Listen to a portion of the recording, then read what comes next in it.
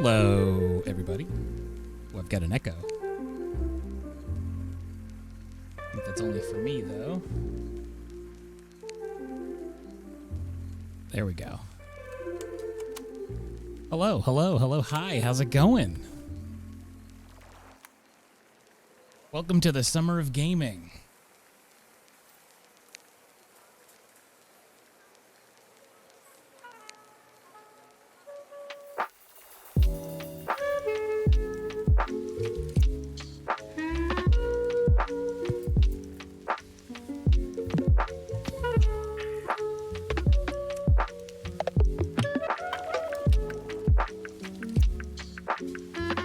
Switch a few things around here. Put this in my headphones. Okay. How is this? Can y'all hear me? How do I sound compared to the music? Are we good? Are we good on the levels? Ever since changing my audio setup, it's really hard to tell.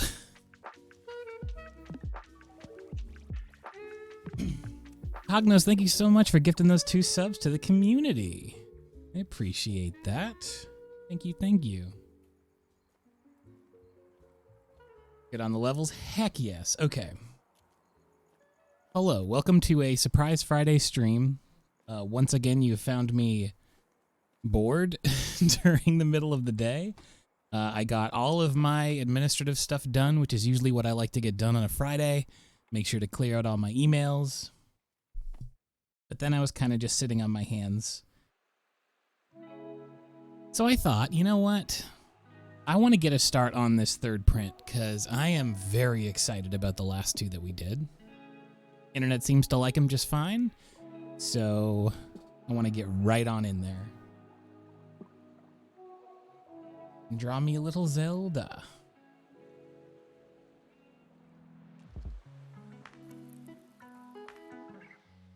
I'm going to open up Me Program now.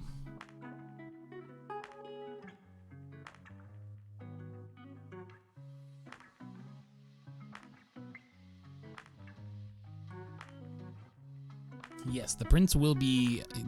You will definitely know when the prints are available. I will be insufferable about it. Mostly because I feel like whenever you release a thing on the internet, it's very easy to miss. But I'll be sure to be very clear about where you can get my prints when they are ready. They're going to be huge. The resolution on these is enormous. So I'm hoping to be able to finally give people the poster-sized artwork that they would like to get from me, because it's something I have never really offered outside of a few large original paintings. Okay, so... Hello, Alice Harper.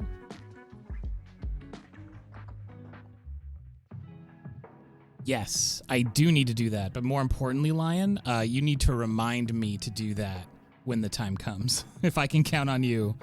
As many of you know, I have a notoriously bad memory. So when I release my prints, if you could just poke me and go like, hey, add a command, dummy, then I'll do that. Because that is very smart. I need a merch command in general, I think. I'll figure out some stuff. I want to release some things over the next little while. But for summer, my big plan, the Print series. So I'm going to have, this is like the first wave where I'll have the 3 huge Zelda prints, but then I'm also going to do some original painting prints and things like that, where I do some large format paintings and scan them in extra big. Hachi, I'm glad you're here. Because I didn't. I will set my stretch timer now, and we will be having stretches every 30 minutes just to keep ourselves safe while we sit at the desk. Especially when I do digital, I tend to hunch a lot. I feel like many digital artists can relate to that. That's true, I do have the other store command, and in my store I'll probably find a way, it's probably pretty easy on Squarespace, not sponsored, to just put a link in the store section of my site. Yeah, I tend to hunch really bad when I'm working at the Cintiq. I know. It's weird. I'm still unsure if I want to incorporate Fridays into my rotation because generally speaking, as I was saying a little bit earlier, Fridays what I like to do is do all of my admin. I like to take care of all my business stuff and then pretty much just take it easy for most of the rest of the day if I don't have any pressing deadlines. So I can't commit 100% to a stream every Friday, but I was just really bored after finishing all my work today. So I thought, you know what? Let's get on this new Zelda piece. So in just a second, I will get the screen going. Just need to open up our file. Now, which one are we going to be working on here? As usual, if you're new, !Discord in the chat if you would like to join the Discord. I'll be posting my reference image for the painting. I'll be putting it in there. Pluto, thank you so much for gifting that sub. I appreciate that. Yeah, it's fun to have off days just so I can have the option to be like, I'm bored, I'm just going to stream today. Pluto, again, thank you. So kind. Sweet. Thank you for welcoming these people into our community. Enjoy your bears, those of you who just got subs. Okay, so I've got some clip. I've got illustration. This must be it here. I'm going to open this up just to make sure. The reason why I don't like to switch over before I get my Photoshop files open is because I have a non-disclosure agreement work that I've been doing. And so if it showed up, excuse me, on the main page when I'm trying to open files, that would be bad for my career. So I just need to make sure that I get everything open here. Will I ship the prints internationally? Absolutely I will, yes. When the prints go up, it will be worldwide. I guarantee it.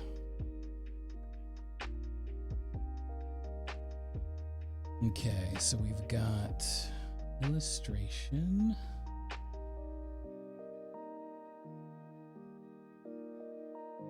Now I can delete all these layers and save as. All very boring stuff. Okay, so I've got my fresh file. There's nothing in it.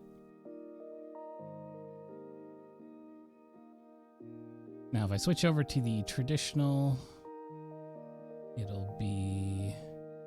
Oh, Pluto, thank you again for gifting to Noodle Doodle. Very nice, very nice.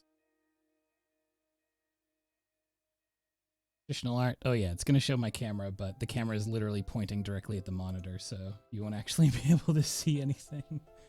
But I'll turn that off, and I'll turn this. And there we go. Me Photoshop file. Lovely. Okay, so.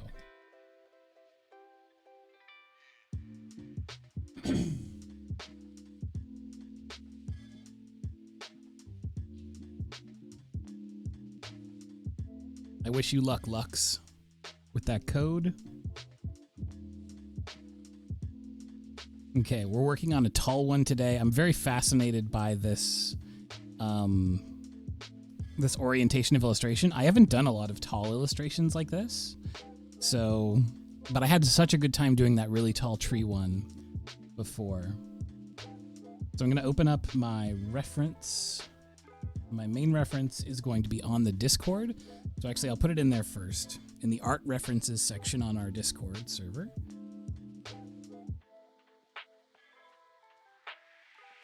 Art references.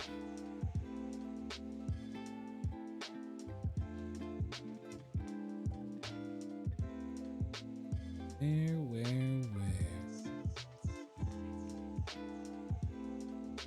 A while back now. I gotta get back outside and take some more photo references. There it is. Okay. And boop. Perfect. All right, so now in the photo reference section,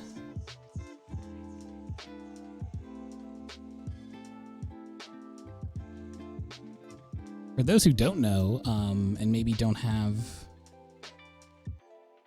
Discord Nitro yet, Epic Games right now in their launcher has a deal where if you've never had Discord Nitro, which is basically just the Discord thing that lets you use animated emojis and stuff, they have like a 3-month trial offer on right now for free, which is nice. I say that only specifically because in my server, I just started adding animated emotes. And one, you can see the rotating bear up at the top of your screen right now on the stream. That's one of the emotes that you can actually use in the Discord server, which is very fun.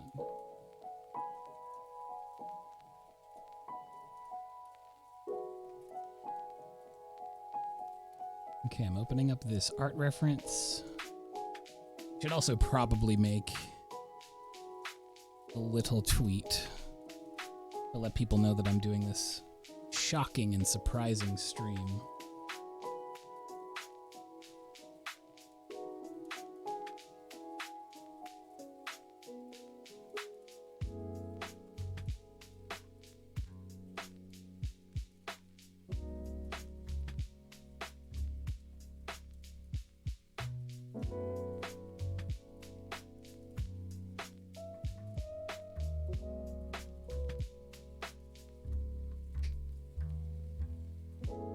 Yeah, definitely good chill vibes to those who are on that work tip.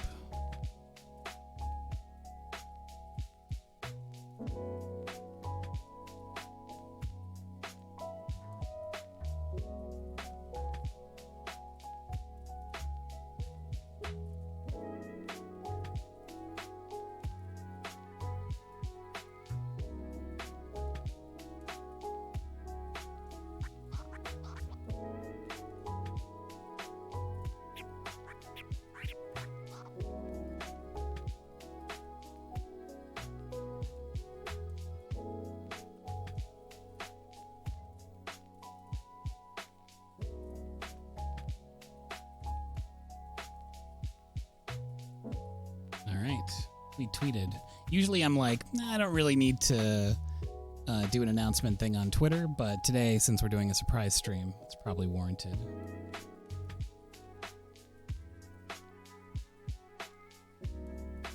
Yes, indeed. Yeah, so for those who weren't here last time, that we sort of, I very generally went over what I wanted to do for the third one. It's this sort of down angle, close shot of a tree trunk, and then some nice sort of dappled light in the distance. And I'll start very generally sketching as I talk here. So in the foreground, we have this tree trunk. I do kind of like it being offset to the side a little bit. And then in the back, we have this fallen log.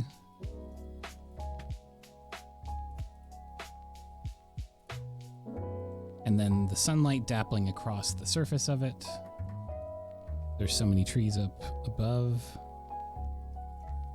And in the foreground, I want to really sort of push the perspective on this one. In the foreground, I wanted to have a Minish Cap Link. So in Minish Cap, you become a tiny, teeny, weeny little Link. And so I wanted to have a little Link standing like down here. Basically the same size as the figures that I've had in the previous two illustrations, which is to say the main focus of the illustration is the backgrounds, the landscapes, and then I have Zelda characters sort of peppered very lightly within.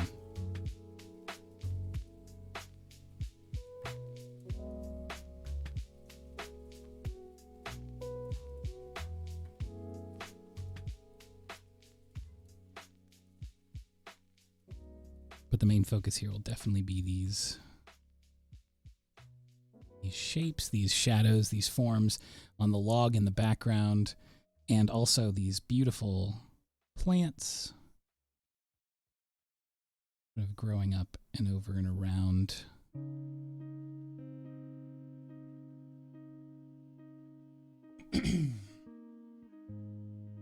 I don't know how many folks will actually be stopping by today. I know there's a lot of games things going on right now.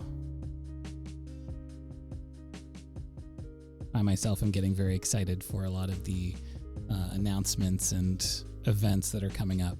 A lot of the big stuff that I'm really looking forward to is more next week, because Nintendo has their big conference on Tuesday, and I'm always very excited to see what Nintendo has to bring to the table. Holding out hope that they're going to say something about Breath of the Wild 2. I don't think we're going to get a release date necessarily, but I would love to hear them say anything. Even if it's just like, we're still working on it. I know they kind of did that when they had the 35 anniversary. I know that Aonuma was like, we're still working on it, we promise. But it would just be fun to hear them say a couple of other things. Maybe show a background or two, something like that. I know they did very similar stuff for the original Breath of the Wild, like a year or so before its release. Sort of showing some background imagery and a little bit more of that Hyrule. I mean, sure, in a perfect world, that's what it's going to be, but I don't think they would just drop it like that. There's going to be a lot of fanfare when Breath of the Wild 2 comes out. A lot of fanfare. That's going to be a system seller for sure. Which is why a lot of people are speculating that it'll be for like a Switch Pro kind of thing. So we've got a lot of, a lot of little foliage here. At the start of the stream, I'm always a little frog-throated because I realize I haven't actually talked a lot during the course of the day until the stream. I spend most of my morning just silently going through paperwork and boring stuff and not actually saying anything to anyone for a while.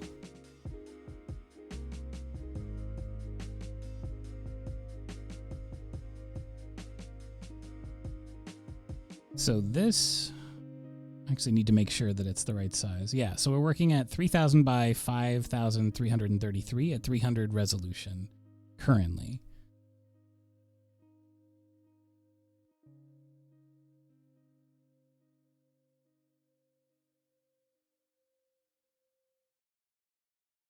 You would think that it would. I think I saw an article recently that the Switch surpassed the PS2 finally. And the PS2, I mean, if you know about the PS2, ridiculous. Everyone had a PS2. It was just everywhere.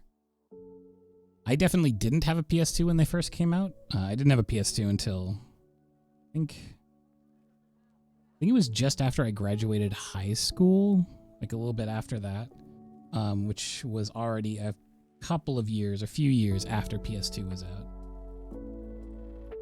And I bought one secondhand off of a buddy who I think was moving away or something.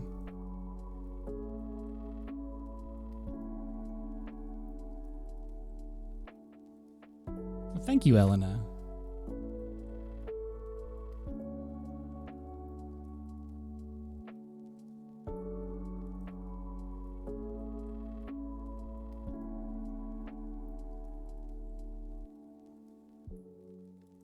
I remember, I remember getting the PS2 specifically because I wanted to play Final Fantasy XI online. So I needed to buy the PS2 and also the hard drive. You had to get a whole hard drive for the back of the PS2, and it's slotted in the back. It was a very elaborate setup.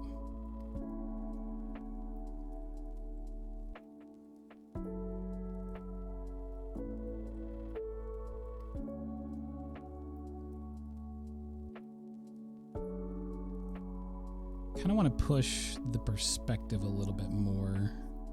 Maybe warp the perspective a bit. Change some of the planes of it. Right now I'm sticking pretty rigidly to just what I see in the original image. So if I free transform this, I can kind of squish it down and foreshorten it just a bit. So I want to almost make it seem like there's this sort of compositional thing in art where you have the sort of hero's perspective, which is the hero backlit So he is facing away from the camera and looking off into the grand horizon, right? Sort of the promise of adventure kind of thing. And I wanted that, but I wanted it on like a hilariously small scale. So Link is looking off into the distance, being like, I'm going to have a big adventure out here, but he's on a tree stump. He's just like, it's very like low stakes kind of thing, which I'm just very captivated by that idea. I think it's very cute. I can then push some of the curve of this tree.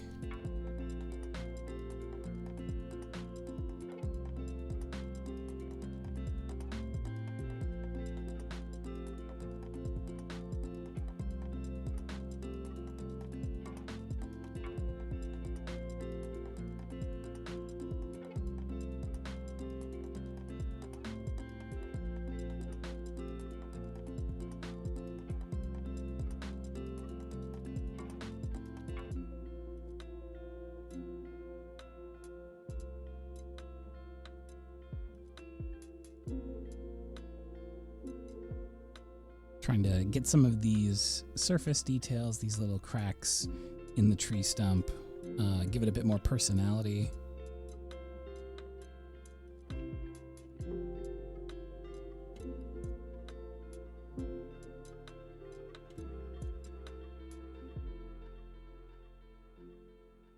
Had a very weird pandemic moment today.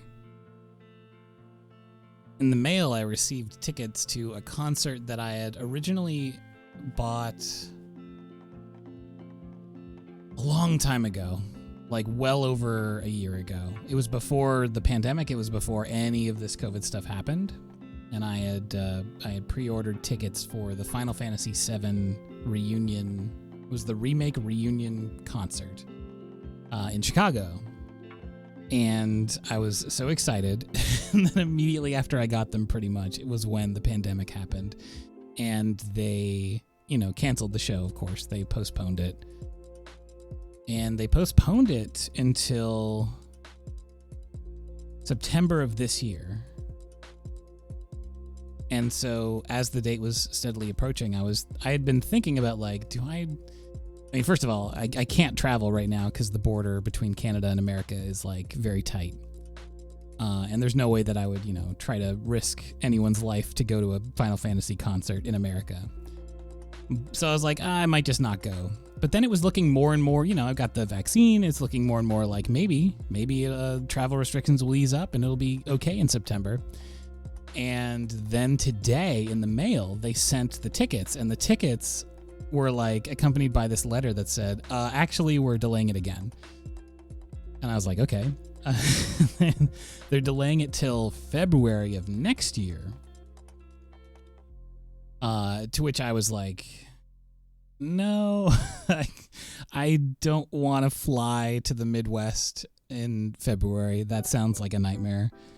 I've had very bad travel experiences flying into Chicago in the winter, so I was like, no, thank you. So I am getting a refund, and I was kind of bummed because, it had been so long at this point. I had really been looking forward to finally going to this concert. But yeah, instead I was like, no, I'll just take the refund. Yeah, winter traveling is very bad. I've had some horrific experiences, nightmare stuff, truly, truly bad. Never want to repeat that ever again. But also, it's a concert, not the end of the world at all. So I don't feel too bad about it, but it was weird being reminded of a thing that I had technically purchased before any of this started. It felt like it was from another life. Oh, hey, Abby, how's it going? Well, right now I'm drawing a tree stump, so that's the beauty that I'm currently working on. And I'm going to put a little guy down here on the tree stump, and he's going to be looking out over some grass and light and beautiful leaves. I'm very excited about it. I'm excited to make these into prints also. It's been just so long since I've done prints.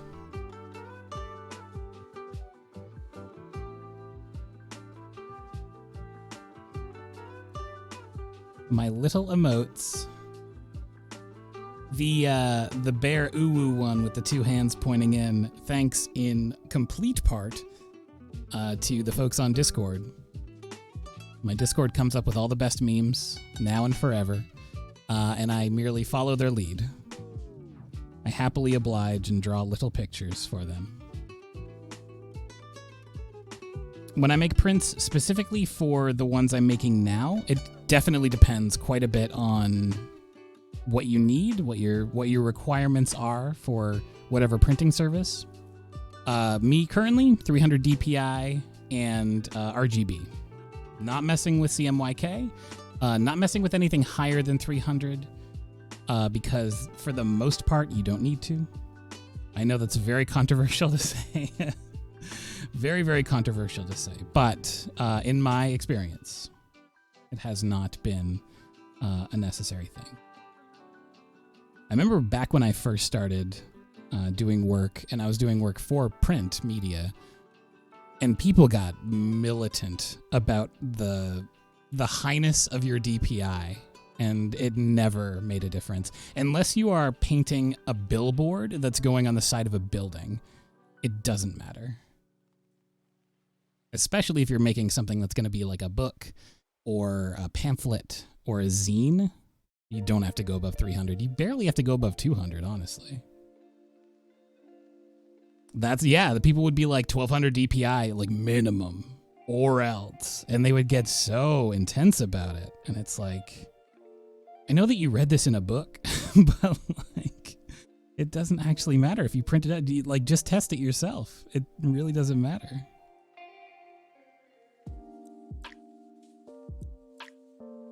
Abby, listen, I have passions and they're all dumb.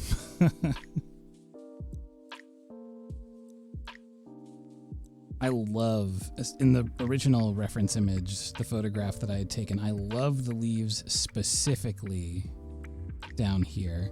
They're so saturated, even though they're shadowed.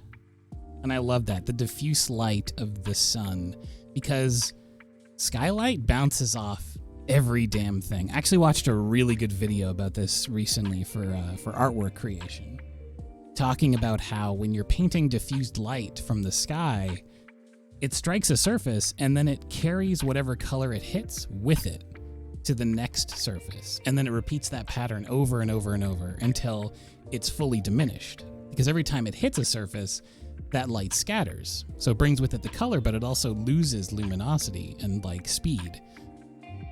So it brings blue with it, and that's really important for when you're doing undershadows, if you're painting things that are like daylight. Subjects lit in the day, I should say. Because they'll have that blue underneath them. Or if they're bouncing off of something, like say you're standing on a really, really bright red surface for whatever reason. You're on the red carpet, I guess. And it's really bright sunlight. If you're painting a close-up and you're being underlit by that bright skylight, red will reflect up onto you, onto like whatever you're wearing or whatever, which is really interesting and cool.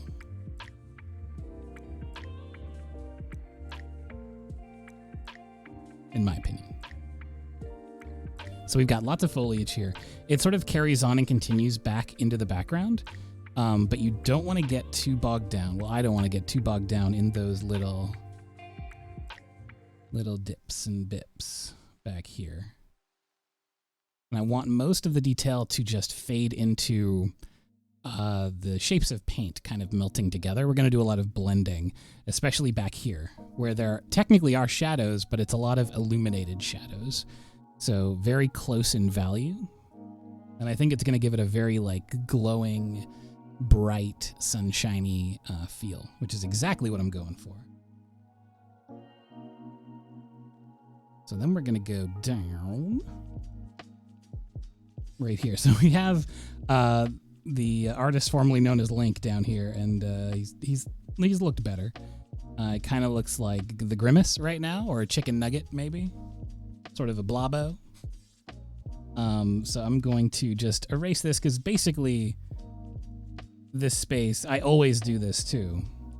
when I want to place a character in, I just put a circle or an oval or a bean for scale.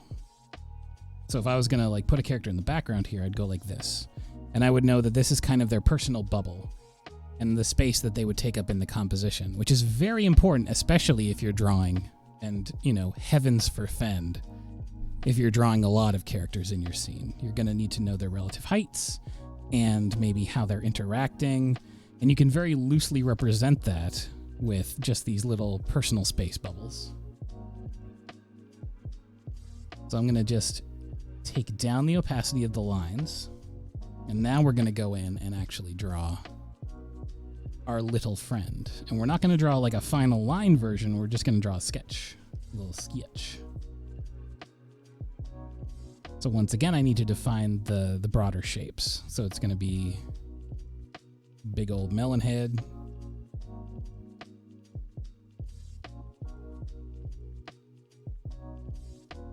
And this part is key because now I have to start thinking about what's the pose going to be like?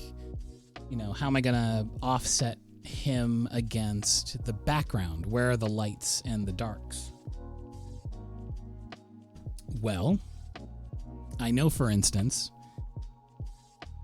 and if you look in the reference, this part of the log right here, like kind of all of this, more or less, is light grays, light bluish grays, because again, skylight, even though the stuff is in the shadow, that skylight's bouncing.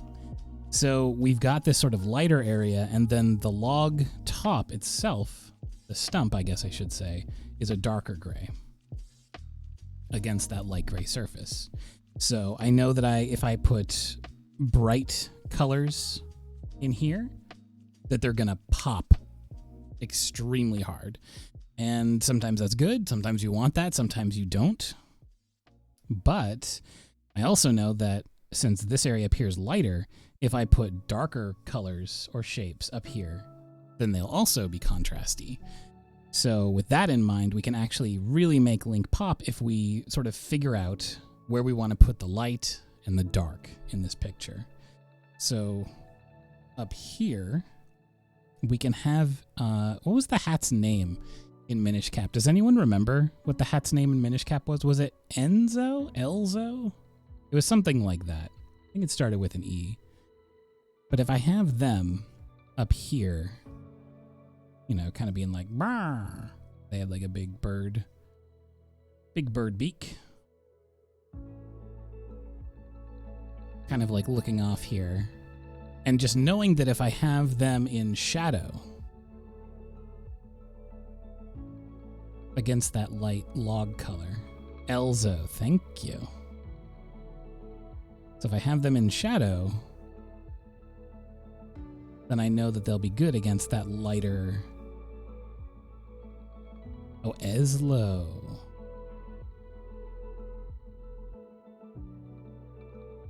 If I have them in shadow, they'll be good against that lighter color. Whereas down here, I kind of want a pop of light color, which Link doesn't necessarily really have in the shadows.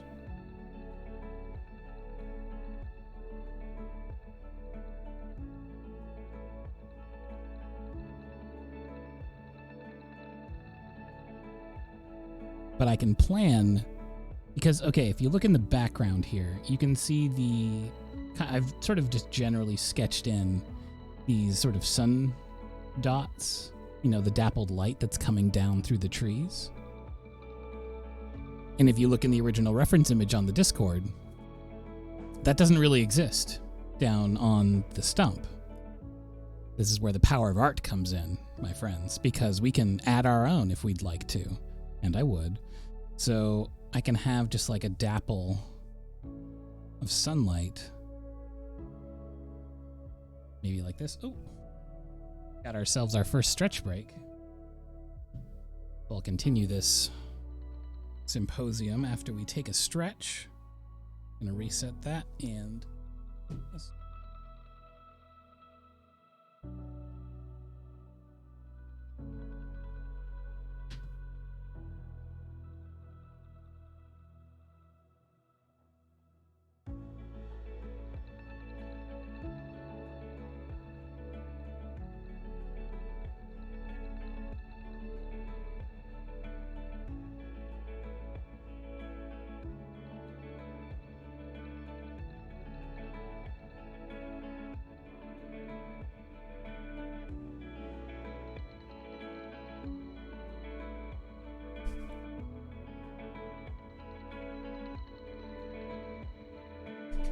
Stretchity, stretchity.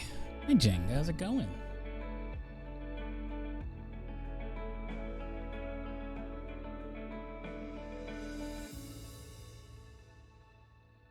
Okay, let's show at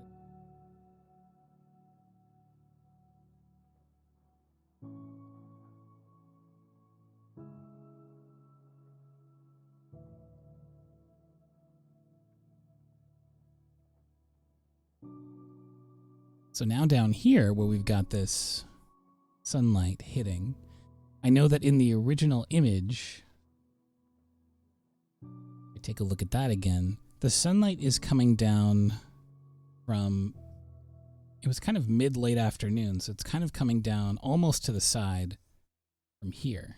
And so it's splashing. You can almost feel the particles of light, especially with how dense the air looks at the top of this picture. It's kind of cresting down, you know, like a big wave, right? And it's hitting against the side of the tree and splashing and spilling up over.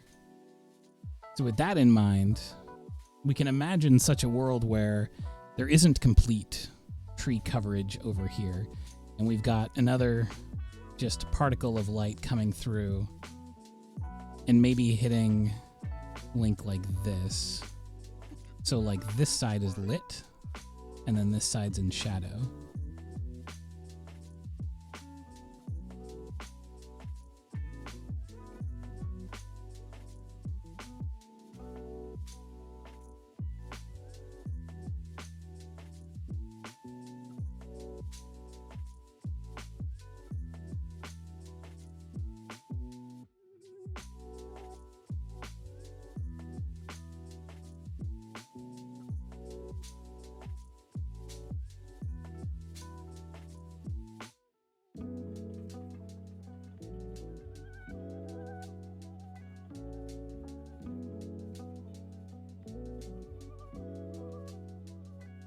And when I sketch like this, I very rarely think about the individual components of a character, and I more think about just like the big chunky shapes. Anything that feels appealing, right? It's anything that sort of services the silhouette of the overall picture. And when it comes to Tiny Link, that I guess equates to really, really chunky boots, which I'm cool with. And then I've got the shield on the back, so I'm gonna just erase this to kind of tidy up that space here.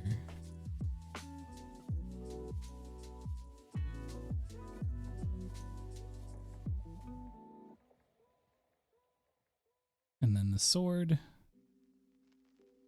going across this way. And you gotta remember to keep the sword hilt on this side because Link is left-handed, so he would reach up like that. Grab his sword.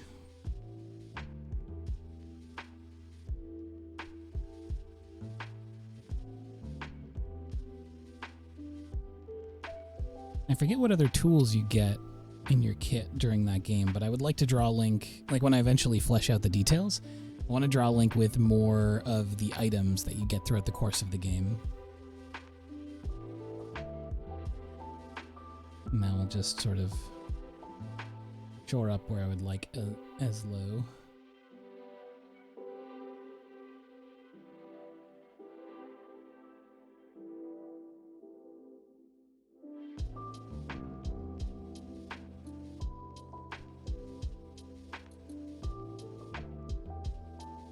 Now we'll look in the overall composition and see if it's where we like it. Now, since I'm kind of putting the composition over to one side like this, I'm going to split this up and move Link. I can move Link and the entire like Sunbeam situation, great band name, and sort of shift him over this away and have it feel more like an adventurous composition, because then the whole thing kind of flows like this, which is very heroic. It's a rising action. We're going to put a lot of focus on the character in the bottom, but then this dark shape leads into a light shape surrounded by darker shapes. So this whole thing basically acts like an eye funnel, which is a terrifying sounding thing that I just said. But I just mean that the value in the shape, it's going to make your eye go up toward the light. So it'll be a very appealing composition of a rising action. Feels heroic, feels cool.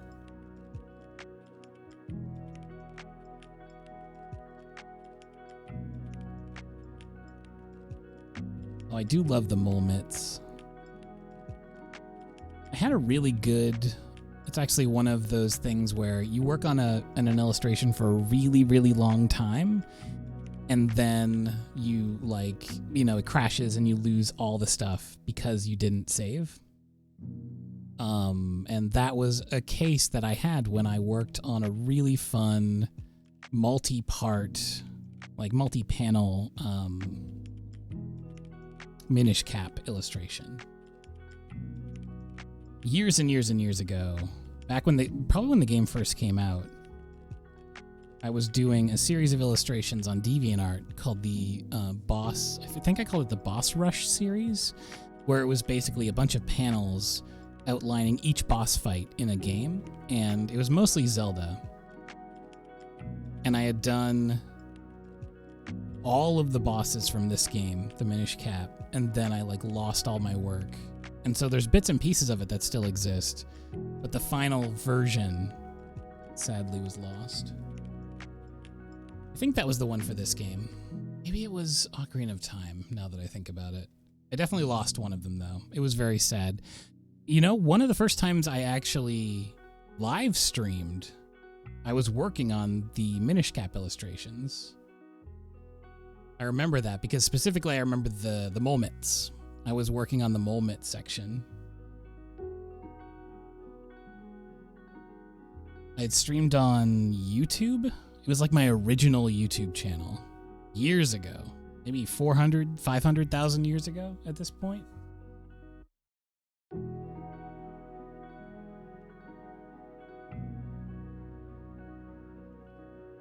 It was ancient history. All right, so we've got our sketch. The sketch is now sketched. So I'm going to merge my two sketches together. So I'll get rid of the little portion here where I sketched in where Link was going to go. And then I'll remove these demonstration arrows. Bring this back to full opacity and then merge the two sketches together.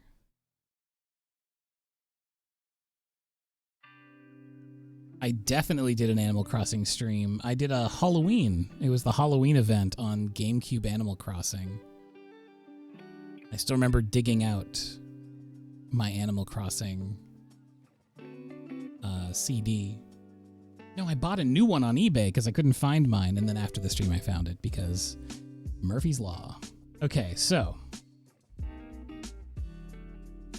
that one wasn't too long ago. That might have been like 2018-ish? A long time ago, I guess now. 4 years-ish.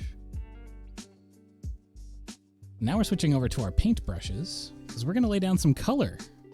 It's about time, because it's almost an hour into drawing this. But I've also been doing a lot of blabbing.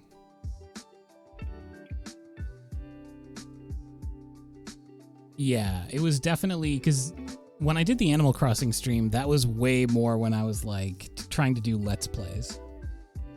So I did the full playthrough of Thousand Year Door, and what else did I do? I think I completed at least 2 games. Oh, Super Mario RPG. I did both of those all the way through. And then I was starting Chrono Trigger, but I didn't make it all the way through that one.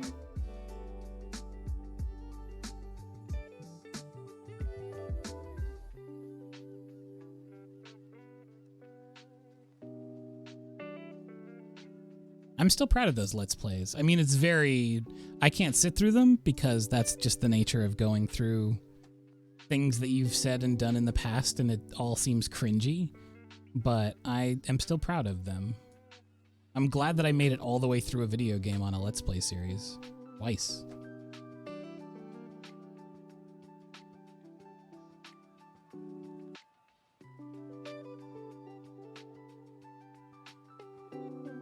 I feel like the cringiest part of that Let's Play was when I got to the Pianta Mafia section and I tried to do a real tough guy, like New York, New Jersey accent.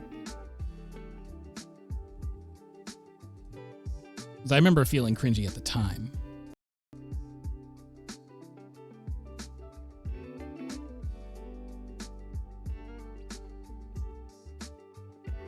But these are the things one must do.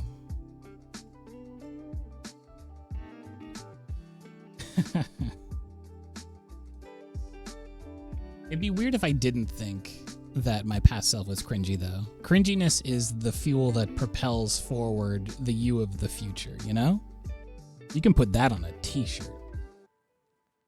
Tell you what.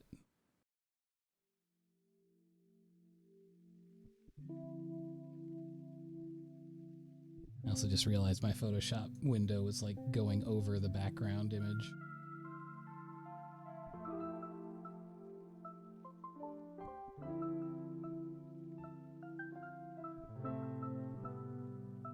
All right, so I've got my background ref, I've got my color refs that I'm pulling in now.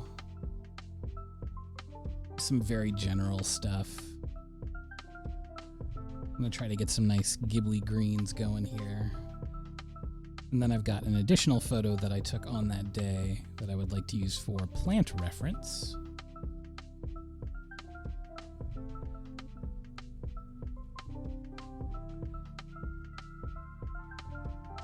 Okay, these are good refs. I'm mostly excited for just how darn big these are gonna be. Just big.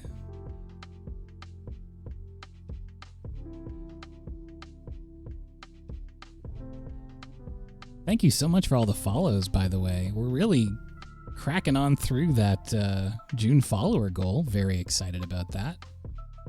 We are nearly halfway through that goal.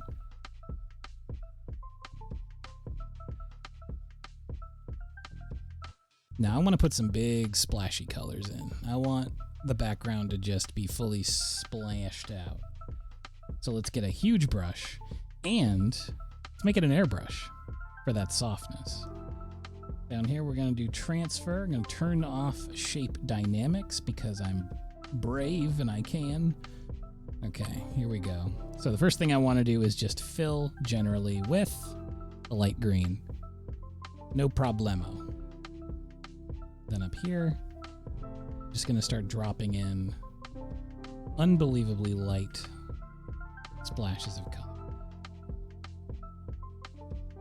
A little bit of this and that, a little bit of here and there, you know?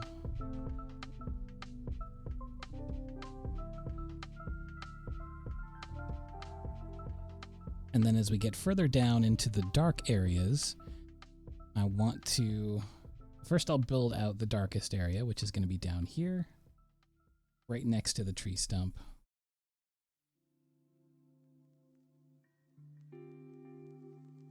And then we'll make it gradually lighter as it moves off. It's important to get these nebulous airbrush sections done first so that we can build our finer layers on top of that. Because you need both. You need the contrast between smooth and hard lines and shapes.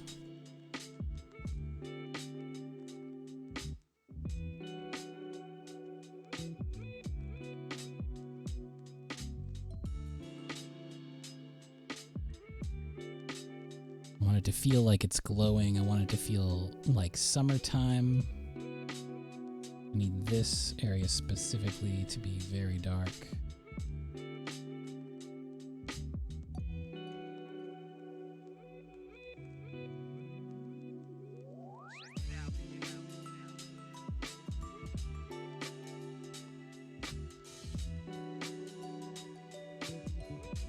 And of course, we want to build those dark areas against the light areas. So we'll be doing the sort of background pass with the airbrush, but then we're going to be going in with the light areas of the tree stump itself.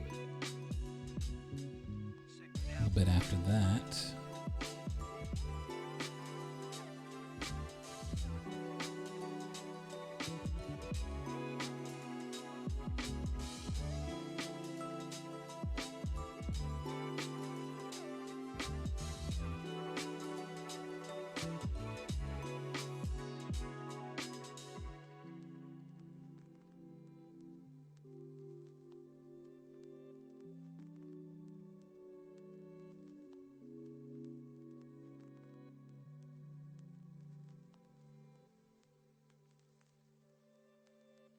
And the area up through here is almost completely shadowed, but I don't want to color it in with the darkest color like I do further down the image, because the further away, the more diffuse the light is.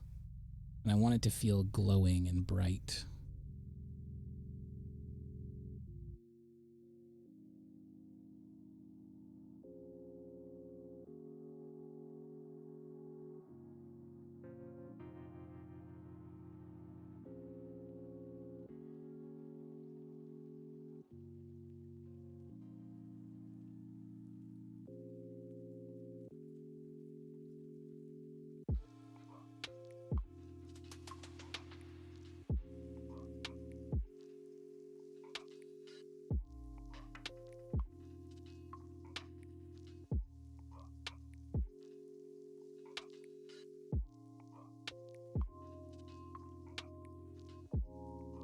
And I'm working in a slightly smaller airbrush, trying to bring in some of those other details.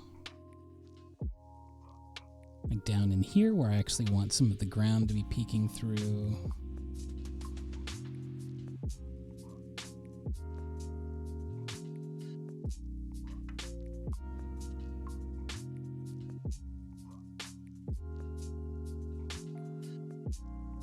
Okay, that's a pretty good color for the tree. So for the tree, we want a nice bright counterpoint. And I can actually move to my regular paintbrush for this.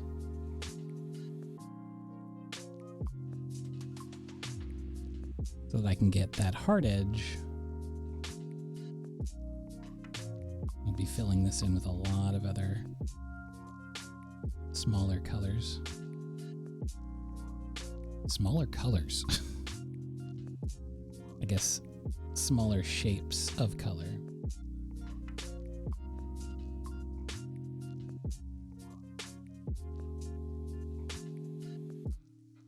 I'm going to turn off transfer as well, just so we can get a nice 100% opacity on this shape.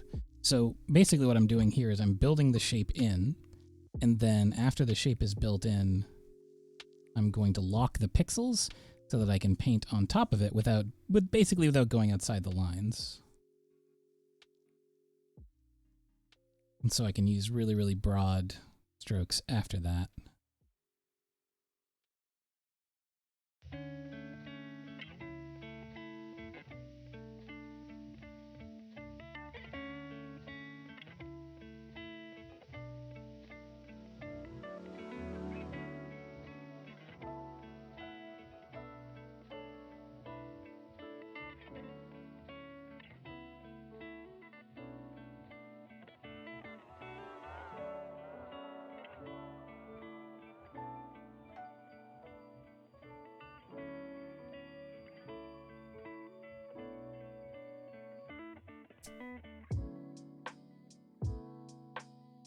And then above that, there's one more shape to do, which is the tree stump that Link is standing on. I'll do this one in the darkest color just so I can really build up those shadows. We'll be kind of working backwards on the stump.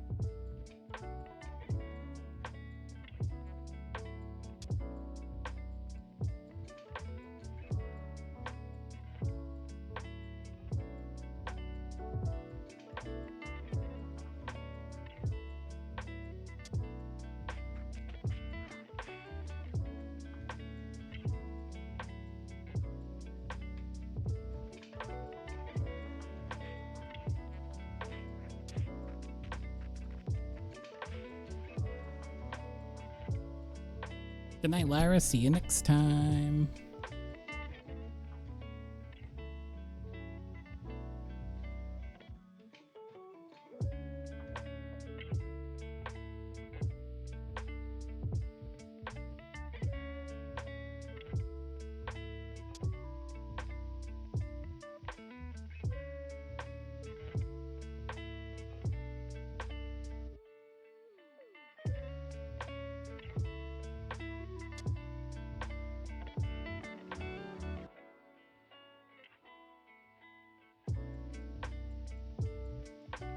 let's work on stump here. So just like for the background, we're going to be going back to the airbrush.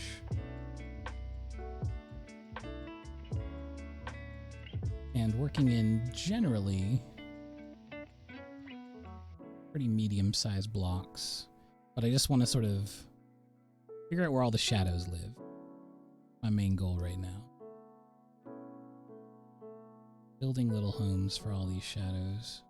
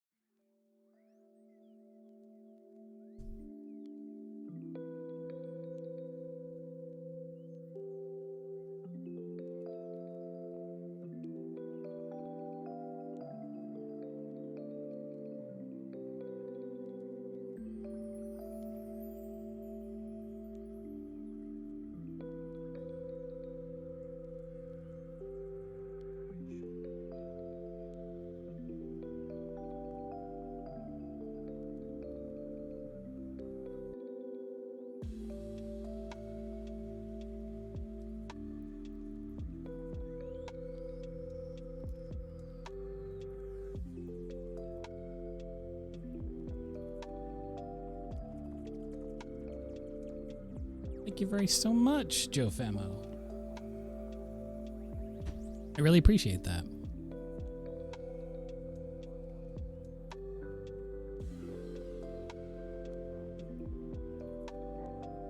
I don't. I used to, whenever I did print stuff in the past, I would do CMYK. It depends a lot on what the client wants, but I know that for the printing services that I am looking at to go through for this, all of them accept RGB, and for me, that's just a much more natural way to work digitally, but also you don't really notice a lot of the differences in print unless you're going for something very specific. So to that end, I am staying in RGB for this.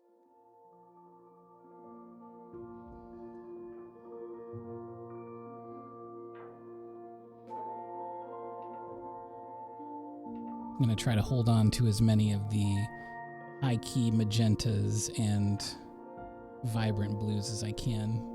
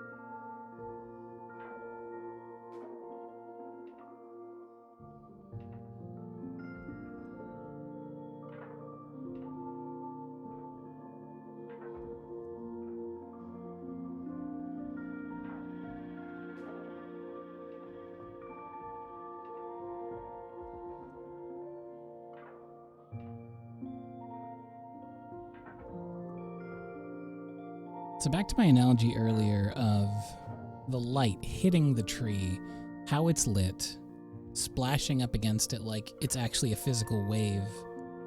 It's a really nice way to visualize light at an angle. Light moving at a thing, especially a curved object like this. If you picture this as being a curved beach that goes down into water, and the water splashing up and hitting against it, and moving over the surface of it, bending down. There are parts on the other side that the water won't be able to reach until it fully falls, and then the parts up at the front, it's kind of like, moving like this. It's moving out in perspective.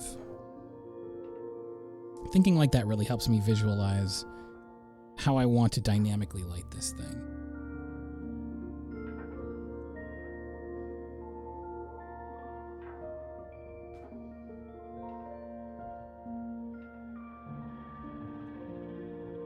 Night, Redbird.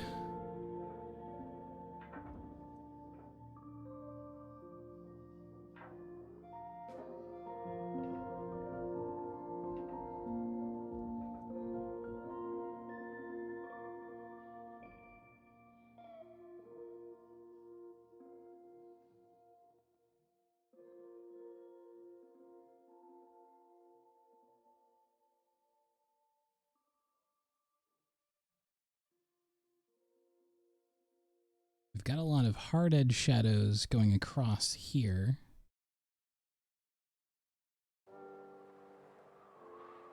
I'll be putting on with a bit of a firmer brush. For now, I'm just going to kind of lump them in here.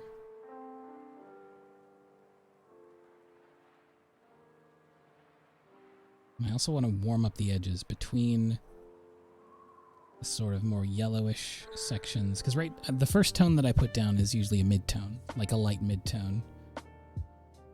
Now I'm putting in the warmer tones that are going to go up against the really, really, really bright ones. It's kind of like the last stop on the line. Put this warm light as sort of a halo around the lightest sections.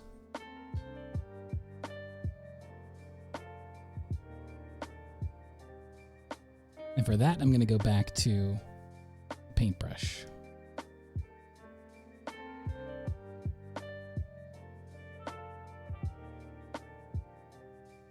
I'm still going to keep those opacity dynamics on.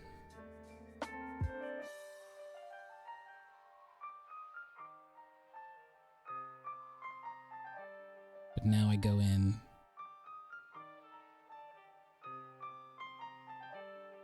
a bit more dynamic range, so really making them pop.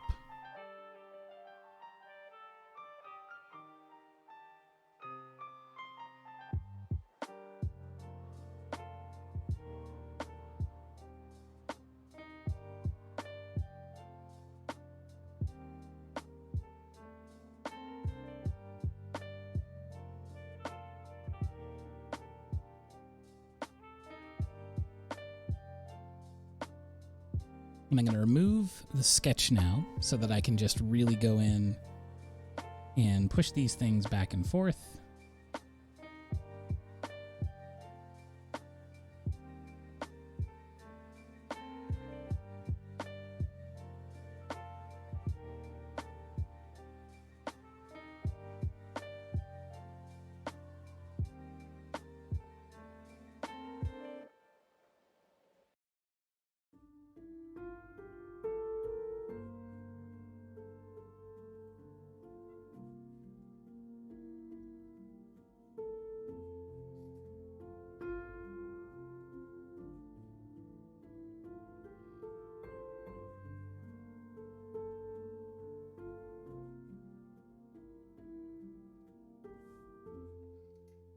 Ooh, time for another stretch break.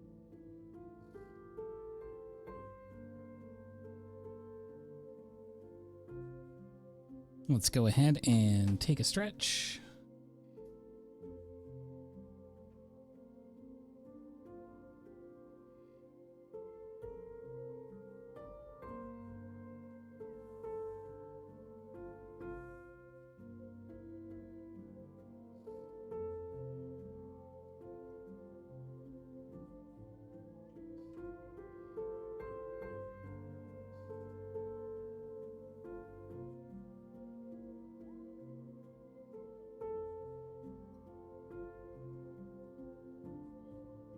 Hiya, Shamrock. How's it going? Hope you're doing well.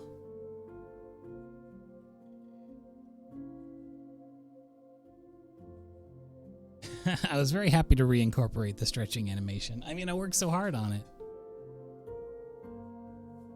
I'm not much of an animator, so when I get an opportunity...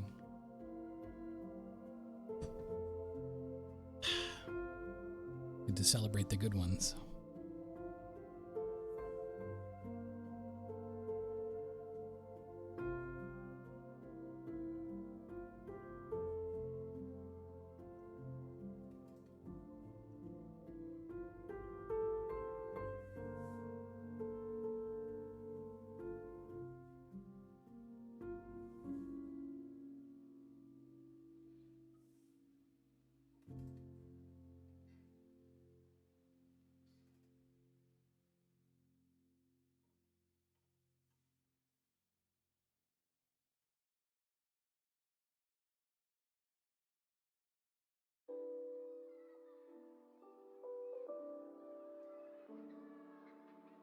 Ooh, that's a good idea, Lion. That can totally be one of them.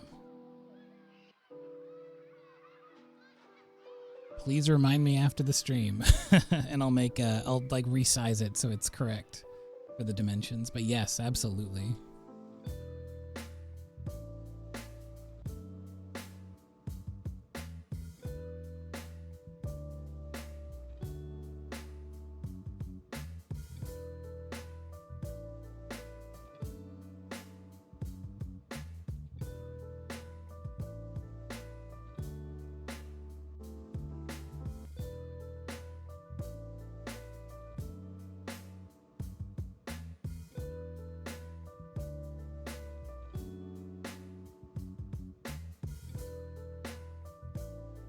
Every now and again, we'll take a look at it against the green background that we did here. Actually, I can just leave that on.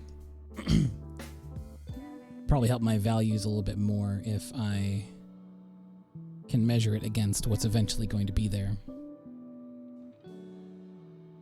Although I'm very excited to put a bunch of foliage on top of this green background because right now it feels very cosmic in a weird way.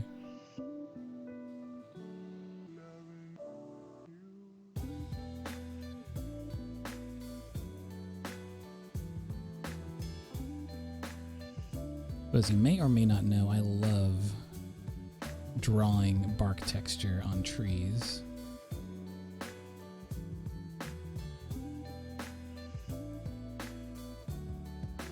Sort of rendering them down together. There's always that underneath part, the part that's lit. And then above that, there are the sort of lines that separate those spaces. And if you have both of those, then that's basically rendered bark.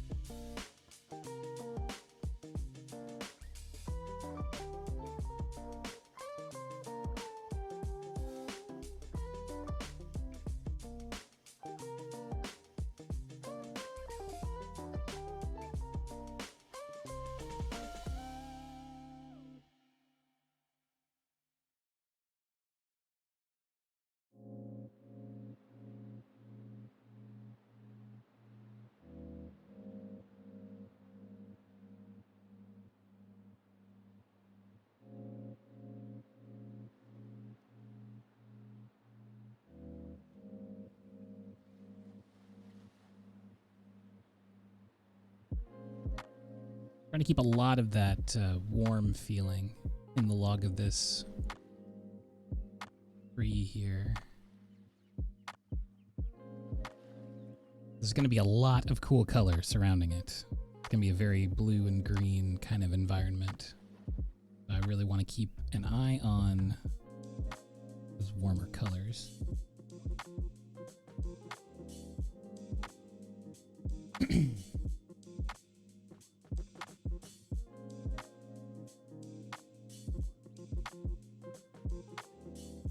I've been thinking lately about, speaking of the conversation about Gumroads in the chat, about putting some stuff up on Gumroad lately.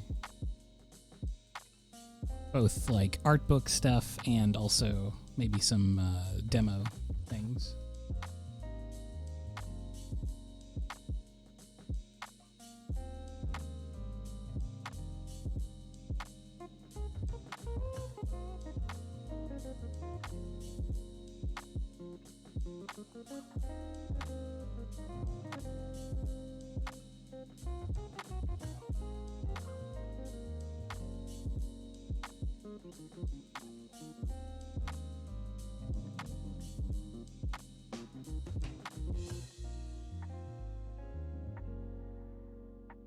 I had one of those weird, like bad brain getting in your own way kind of moments recently. I was just watching a, not motivational, but like a sort of an ideas video on YouTube, just like, you know, fun things you can do, like to sort of build audiences or to create products and things like that. And they were like, a lot of people are like really into doing courses and stuff if they have specialized knowledge or like their own kind of approach to doing a thing.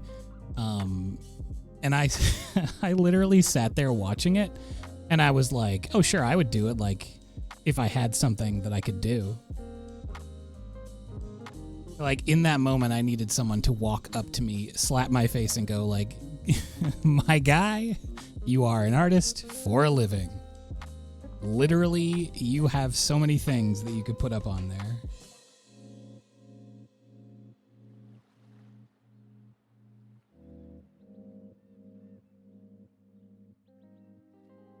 Sadly, self-confidence is a tricky beast for a lot of us.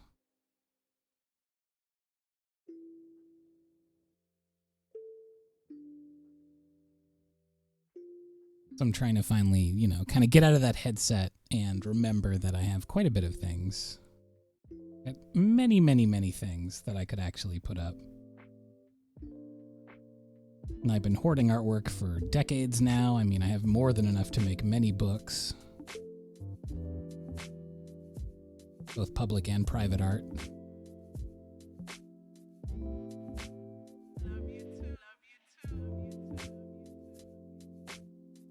And goodness knows I love to do a painting demo.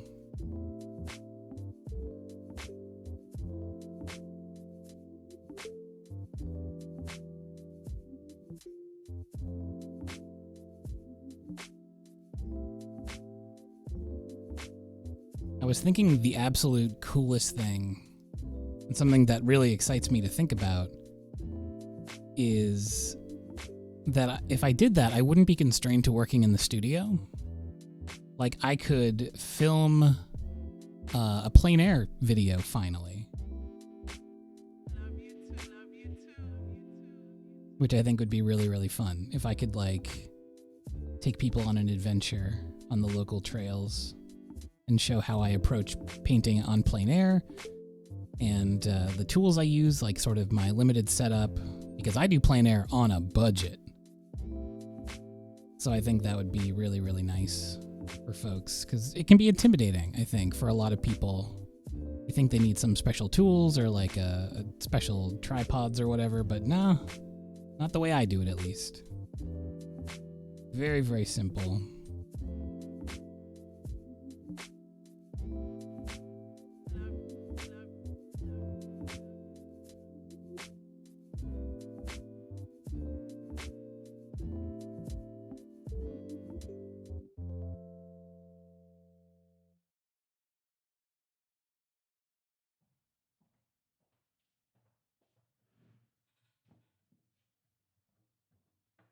I just have like a little like satchel bag, and then I just stuff a bunch of materials in there and find a bench or a picnic table. Love to work at a picnic table.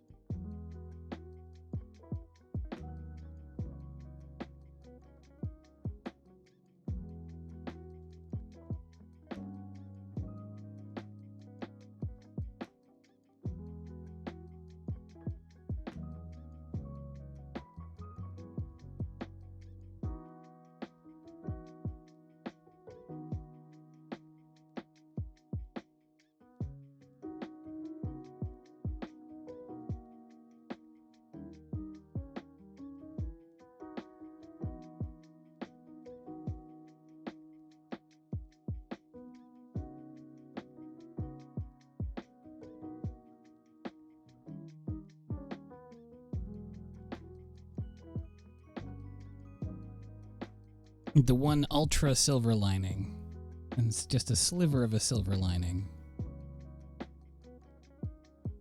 of having all of the kind of restrictions and lockdown and sort of social etiquette that came along with the pandemic was definitely way less people approach me when I'm doing plein air now.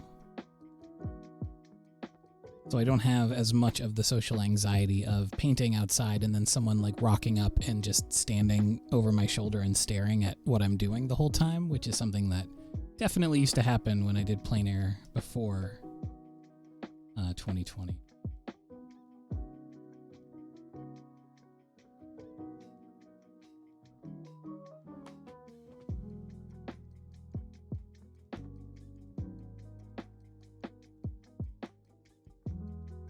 The thing is, I like it when people watch me work traditionally. But there's something about when I go plein air painting, I like to just connect with nature.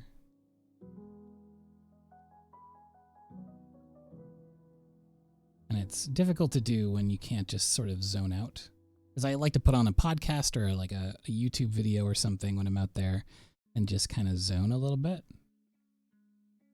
But if someone approaches me, you know, I go into kind of streamer mode. So I want to talk. I want to say like, you know, this is what I'm doing, you know. It's never usually that deep. But I like to at least explain what I'm doing and how I'm doing it and stuff like that if anyone asks. Occasionally, you know, you'll get someone coming up who is a painter themselves and they want to kind of understand your process and things like that, which I get.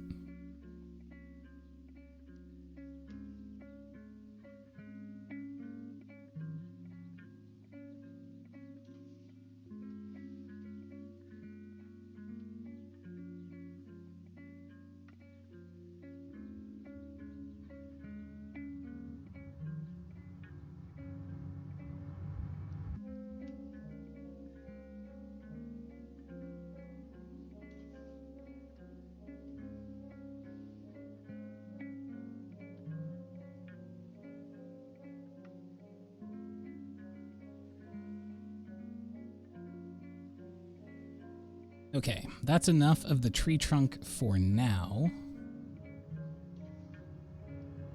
I really like what I've got so far with the tree trunk, but I want to focus on other areas of the painting just so I can keep it very harmonious. Because I find if you focus on one part for too long, you can kind of lose sight of what the original idea of the piece is. So before I start slapping on too many details over here, I'm going to go ahead and switch to a different thing. I'm going to do maybe the top of the log.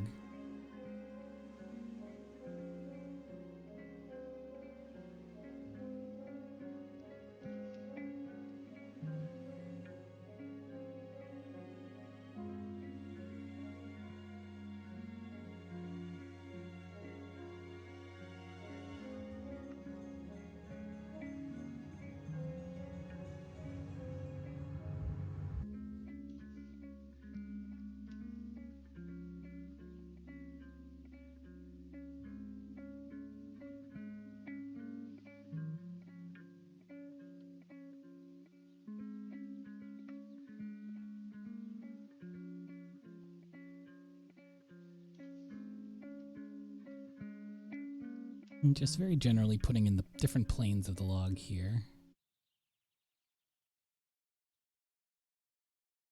Keeping in mind the circular shape.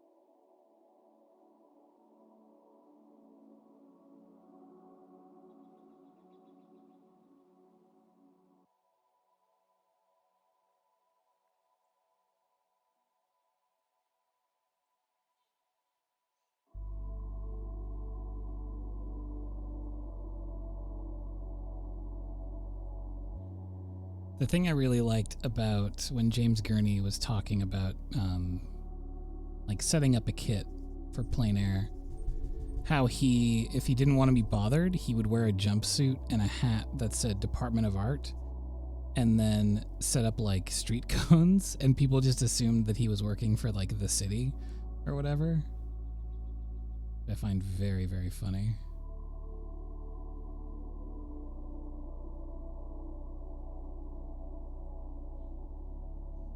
He was like, just do this if you're working and you don't want to be bothered.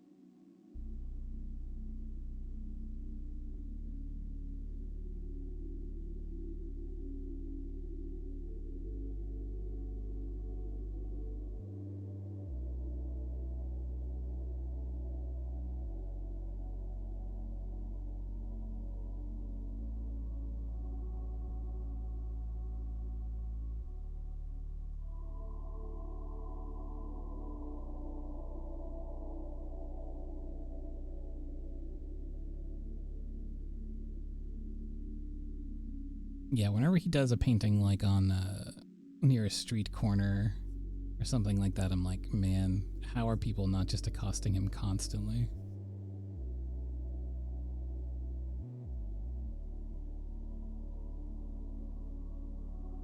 I think it's really cute when he paints in the car while his wife is like doing grocery runs and stuff. He'll just sit there and like, you know, paint snow that's been piled up by a snow plow, or the entryway of the grocery market.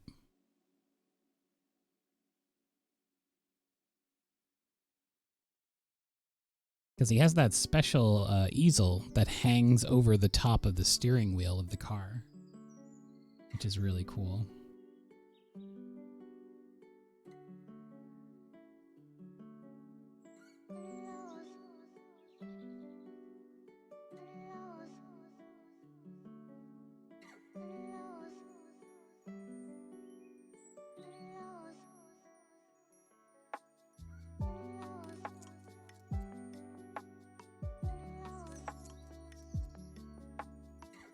Yeah, his Gumroad stuff is very good. I have all of his videos about plein air specifically, but also his black and white and oils technique tutorials. Very good. Especially because they cover a lot of art kind of essentials. You don't have to have oil paint in order to understand those videos. It's more about trying to create the effects of light and texture, which is really, really cool.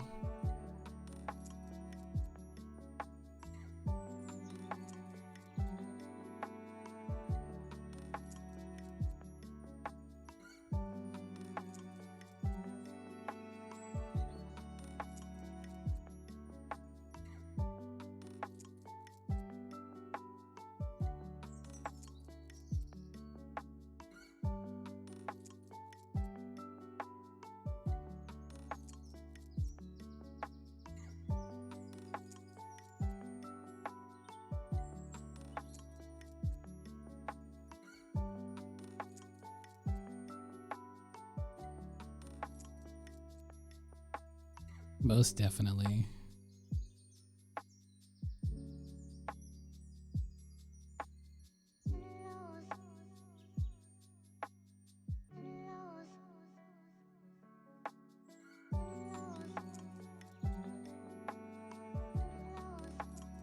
The thing I always liked about the James Gurney stuff is just how accessible it is in terms of understanding it as a relative layman. Because for me, I don't come from art education. I never went to art school. I've never taken an art class. I don't understand a lot of art theory. I mean, I do now because I'm trying to teach myself. But for the most part, trying to come up from nothing other than basic intuition, knowing what I like, and trying to replicate things. It's really nice to have someone like James Gurney who really breaks it down into the easiest to understand ways of grappling with not only the ideas of art, but also just the medium itself. You know, how to set up a palette, how to keep the paints wet, that kind of stuff. It's very invaluable.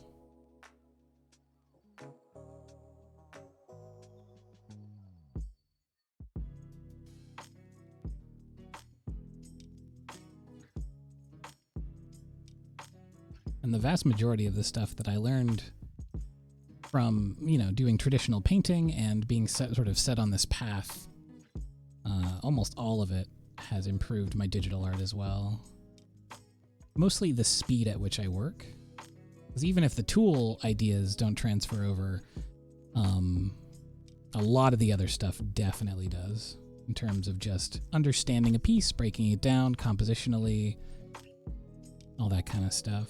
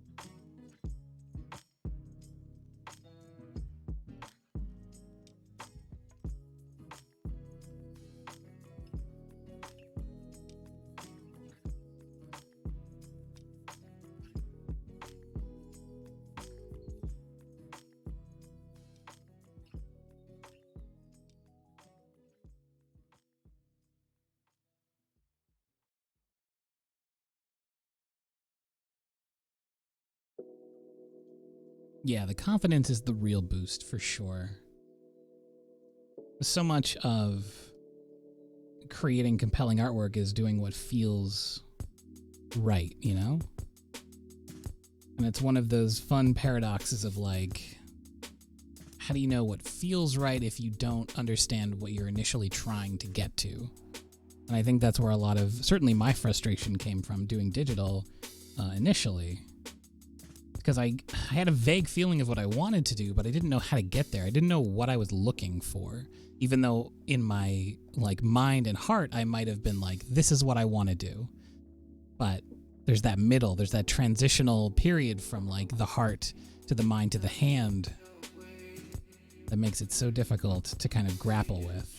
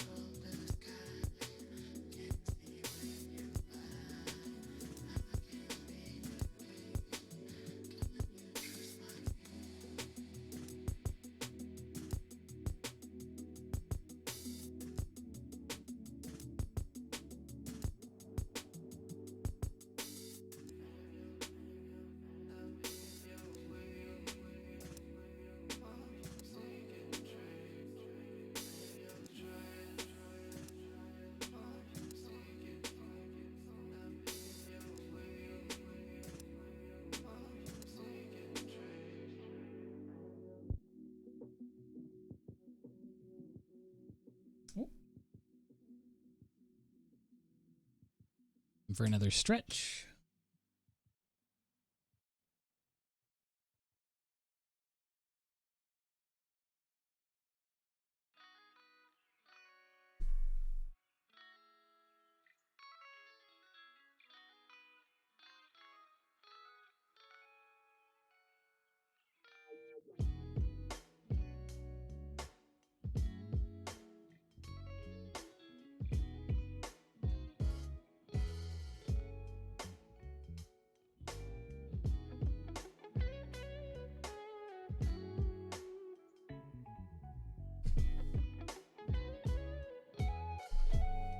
Oh.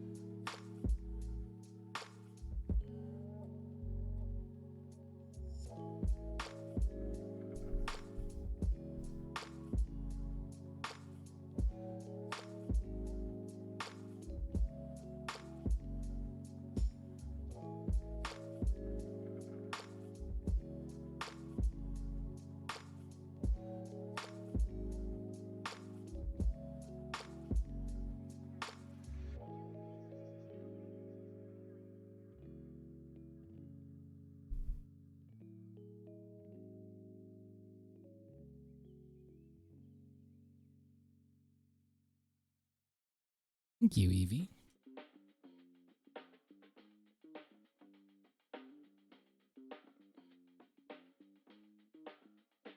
It's always very fiddly adding in all of the little grass patches, but it's very satisfying once you start falling into that groove.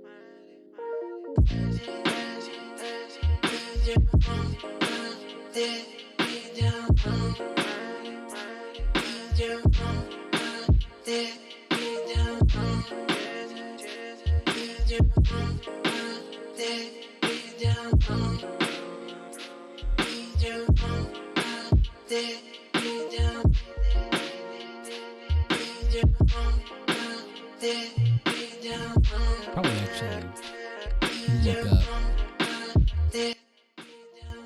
what Eslo looks like.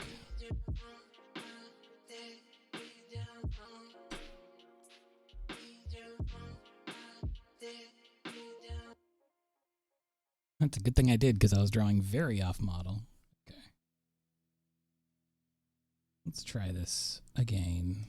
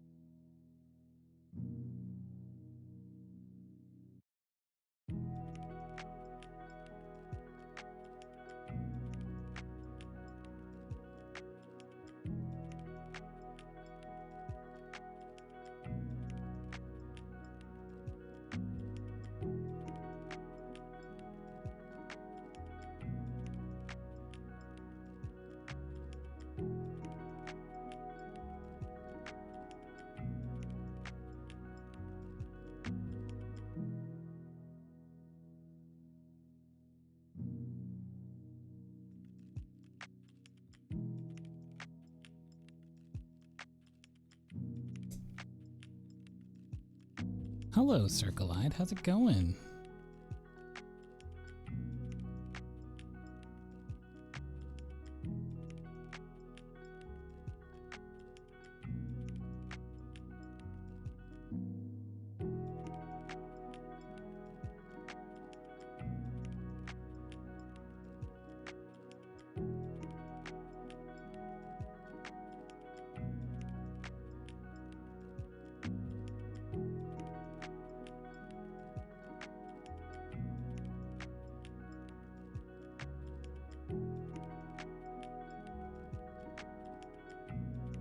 Thank you very much.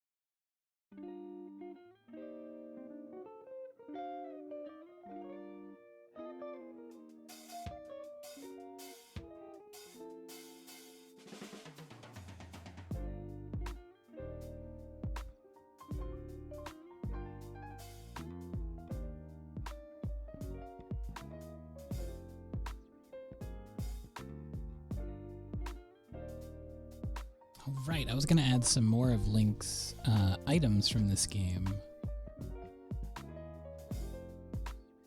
into this composition. My favorite Zelda is Breath of the Wild, but before Breath of the Wild came out, the entire time before that pretty much was like Minish Cap. Minish Cap is still my favorite 2D Zelda game. For sure.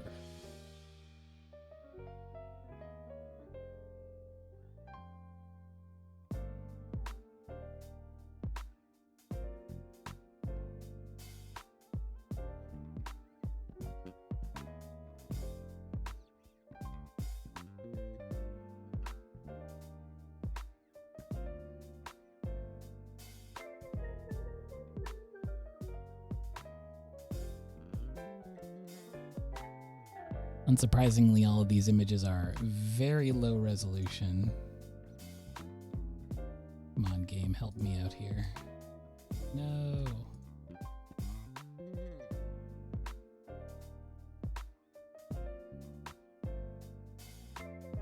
Welcome back, Lion. Trying to find a usable image of the items in this game.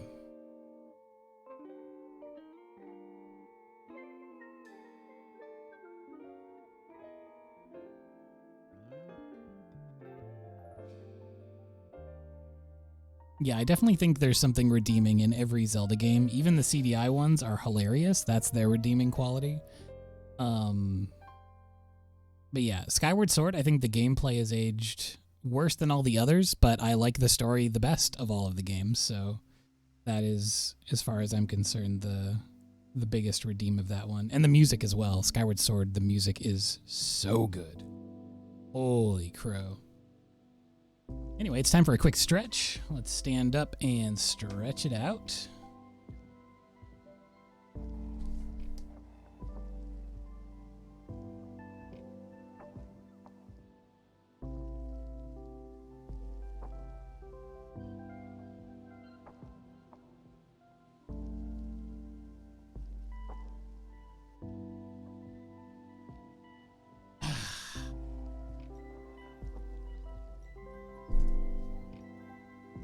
Wind Waker is incredible.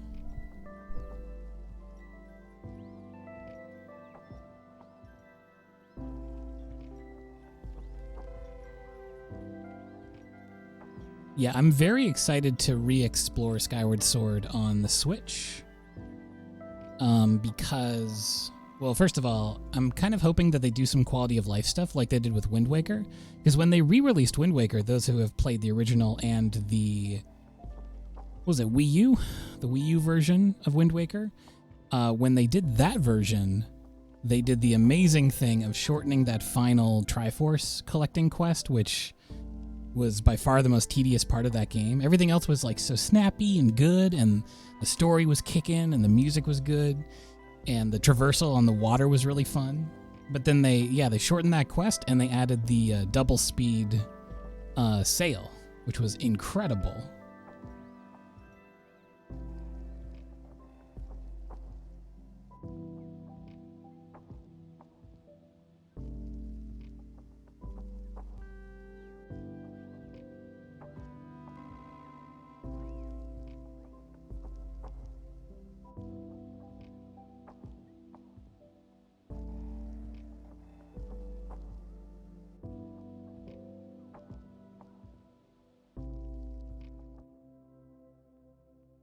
Oh, did I finally find a high-resolution image of the items? Yes, I did. Yay!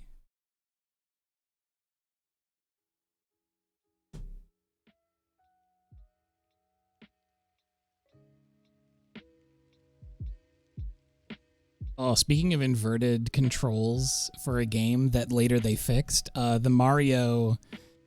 Like, the main reason why I love the Mario 35th Anniversary Collection so much is because in Mario Sunshine, it had forced inversion on the camera controls for up, down, and left and right, which is, don't think I've ever seen that in another game where they force you to use that.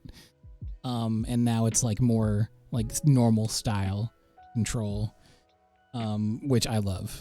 Because I like playing that game, but I can't go back to the original GameCube version. I cannot. It's so bad.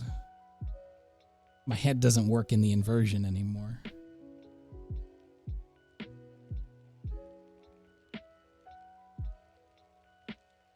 Oh, there's so many fun items in this game that I can put into this piece. So there's the split cape, which is like this.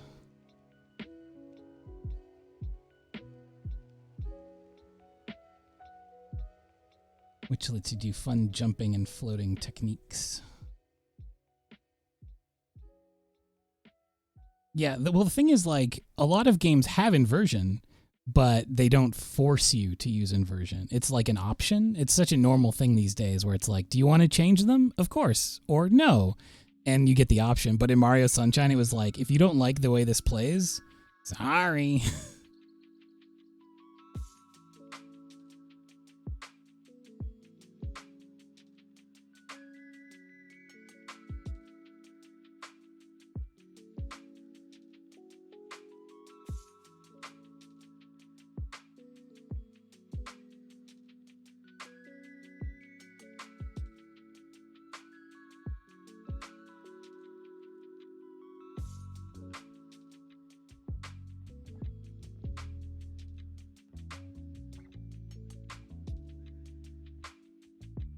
Now there's a mirror and there's the gloves. Now the gloves, I could put the gloves on maybe hanging off the back. That might be cute.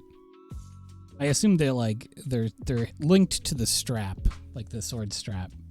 So I'm gonna have the mole gloves, which are maybe the cutest items in Zelda.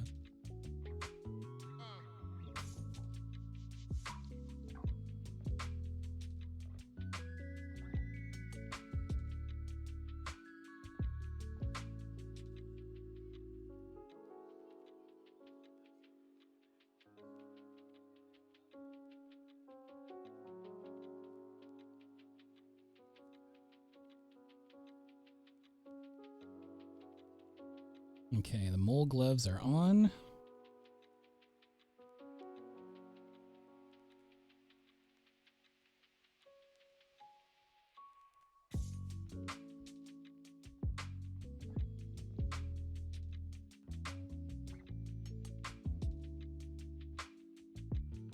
I'm going to have Link holding his arms out to the side a little bit, sort of, you know, posing heroically here.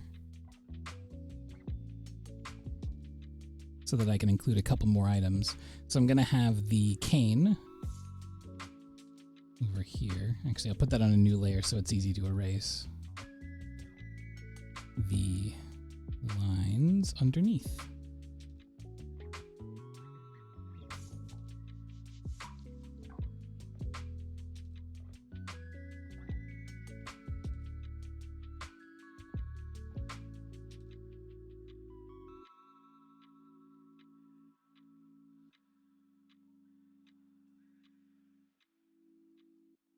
Go.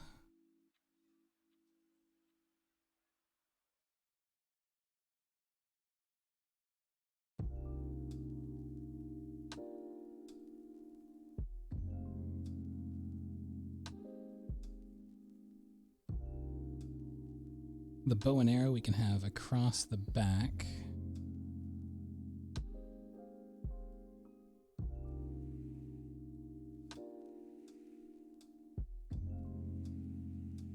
Like this.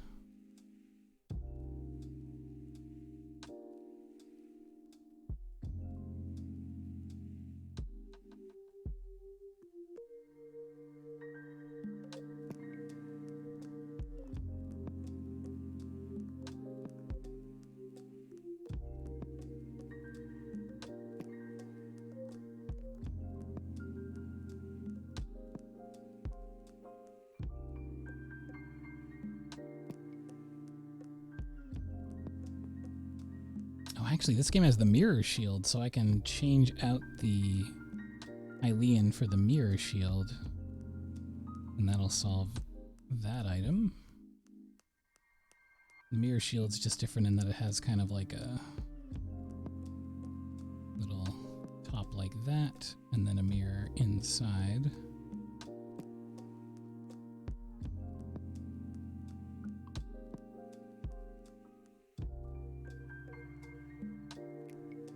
There's no way that I can do the big air jug that you get in that game, so I'll leave that one out.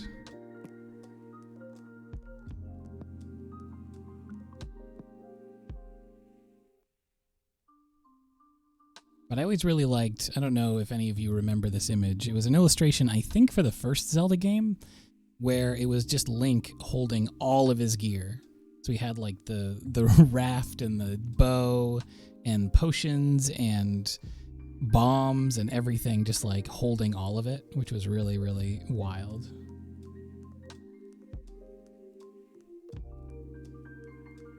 Oh yeah, and the sprinting boots.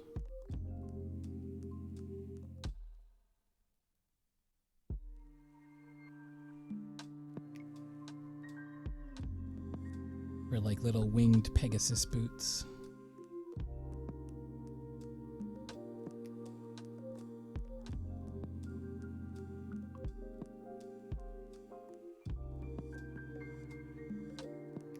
I think that's pretty much all I can fit on here without making it look really cluttered, because at a certain point you still want to be able to read the silhouette as Link.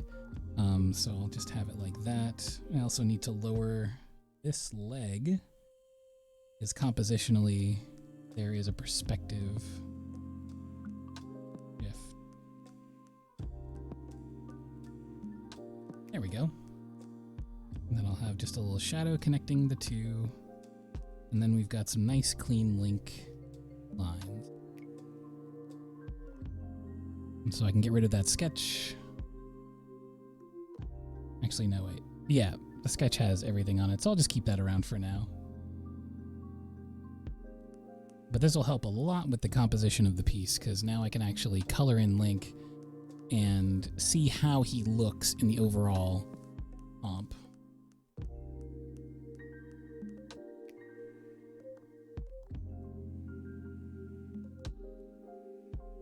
I'll grab my previous illustration. Desktop. Lork.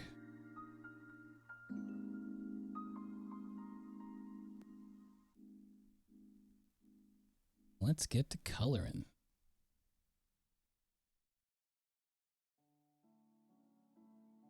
Kind of funny because there actually isn't a lot of green other than the hat and the tiny little bit down here of the bottom of the tunic that you can really see the green in Link's composition.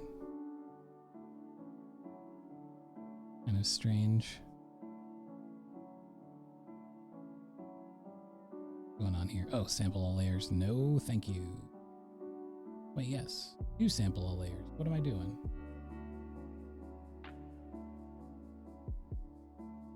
Is there a gap in the line somewhere? Oh, of course there is, right here. Boom. Alright, so there is Eslo done. Do the beak. I'll do a slightly different color green for the eyelid. Maybe a little darker and a little bluer.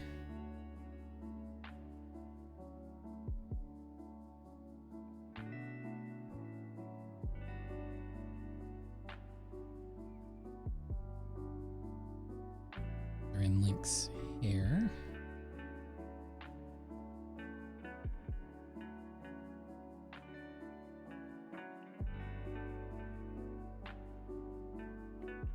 Oh yeah, I guess it's a little tricky to figure out the shadows, so we should do all the flat colors first and then maybe add a shadow layer on top, because we're going to be doing some interesting lighting, sort of half light, half shadow on Link for this composition. So I'm going to put down just the flat colors first, and then we'll figure it out from there. You can't see any of the sleeves, but you can see our gloves.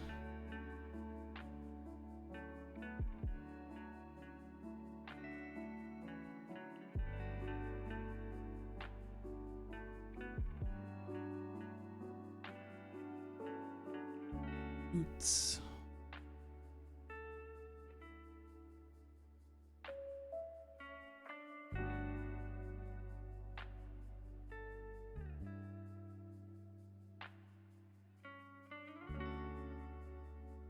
And then from there, I need to do the local color on all the items. So for that, I'm just going to pull directly from the source. And then we're going to do some dynamic shadow on top with a coverage layer. So let's go in on the gloves. Boop, boop.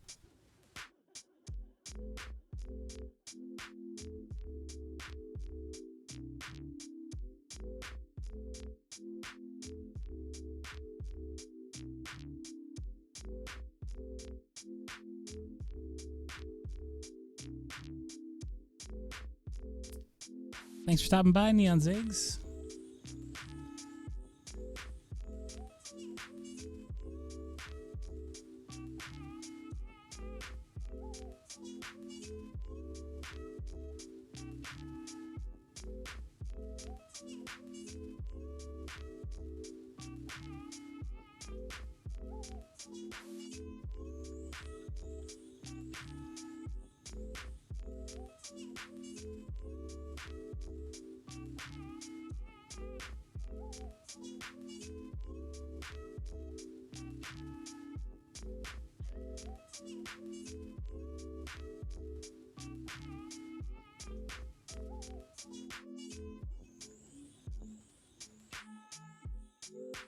Well, actually, the Pegasus boots have different coloring than I've been using for the rest of my illustrations. Although I do like that pop of red more than the golden. But let's see how the overall thing sits before we do that final judgment. Then for the sword, there's a lot of pops of gold in the game art, in the actual sprite art of the game.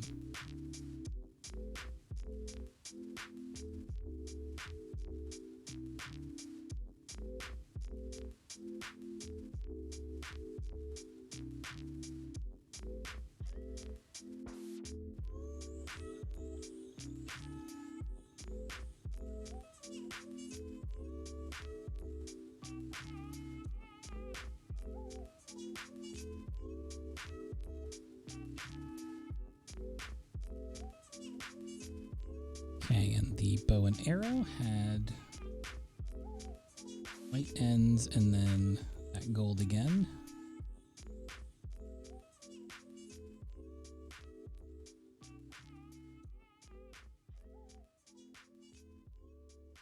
Okay.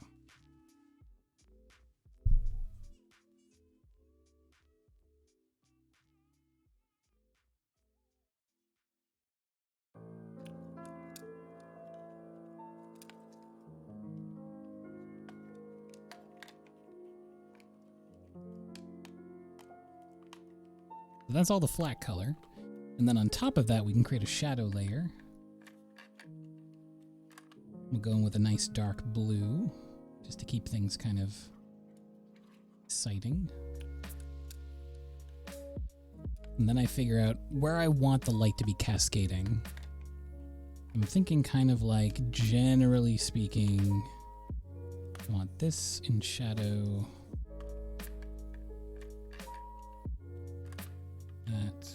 This. Then of course the light will curve underneath. Maybe not quite as extreme.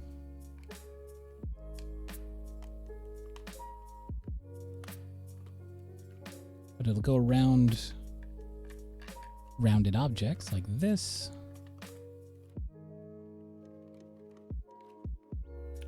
And like this.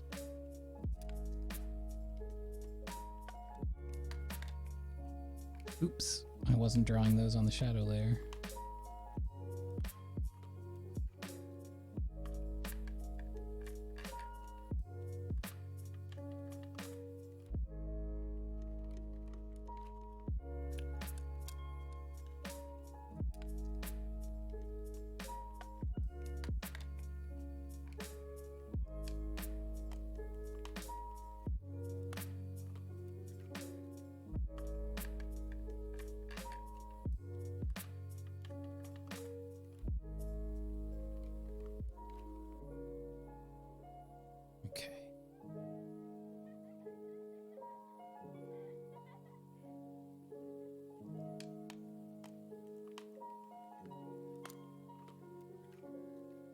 looks good for the shadows. And now, of course, I'll drop that down to a lower opacity and set that to multiply.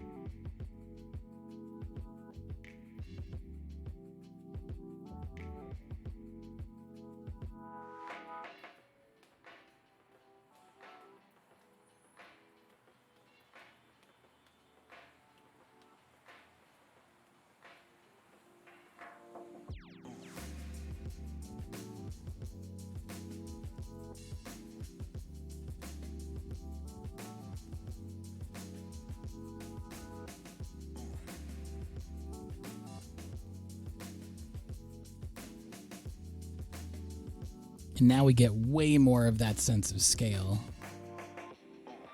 where it's just like huge looking off into the distance and then tiny little Link down there at the bottom.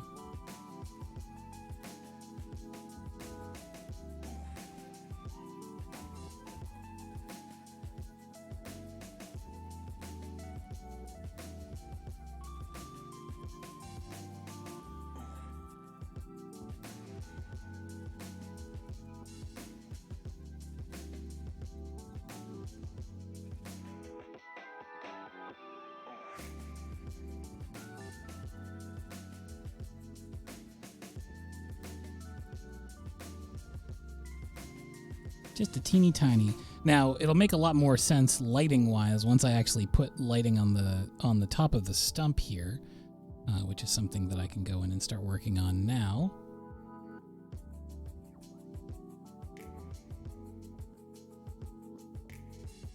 We'll zoom back out again and return to our background folder. Switch this back to my dry media brush.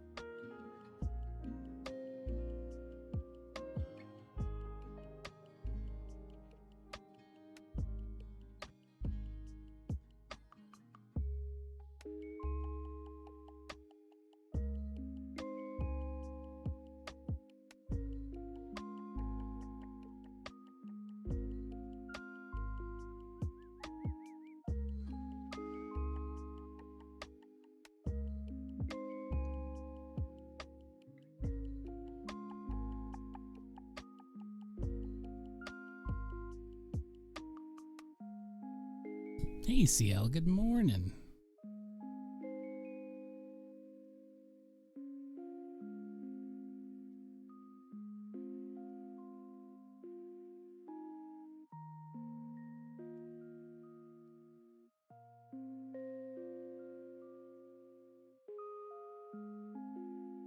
Time for a stretch.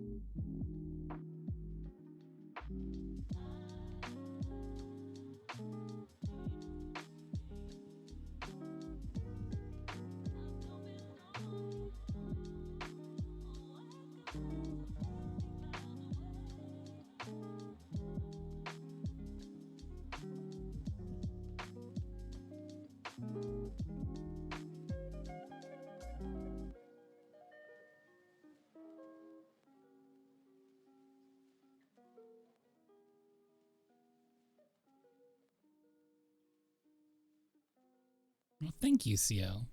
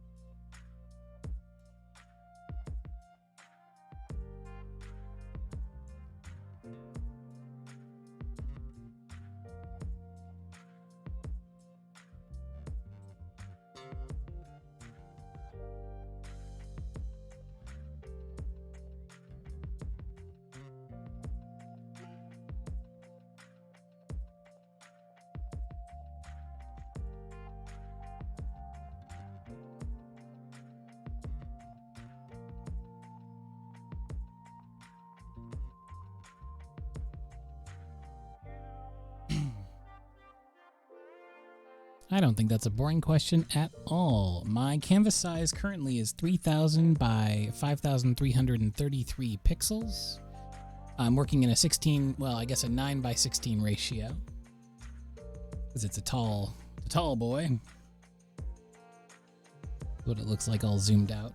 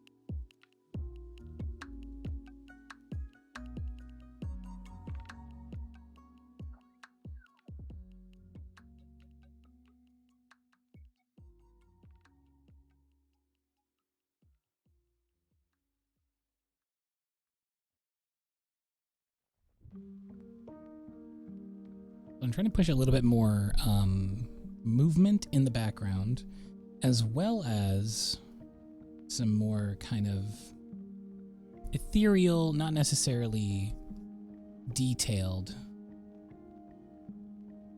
grass back there. So it's not like hyper refined or anything like that. In fact, it's quite a bit blurrier than anything I have coming up toward the camera. I realized earlier that I was putting a bit too much emphasis on those distant details, the grass highlights and stuff, which I'm going to sort of take back a little bit of here. I still want that detail in the midground for sure. In fact, I need to amp up the detail a bit more in the midground, but in the background here, I want the same colors, but I don't want the same level of detail because it only serves to detract from the foreground. I want the foreground to be the star of the show. And I want the background to feel like, because remember earlier, to sort of the beginning opus of the idea, it's a heroic horizon. So looking out into the distance to endless possibilities. So it's not necessarily looking at specifics, but it's a feeling instead. You're sure of what's near you, but you're unsure of what's far away in the future.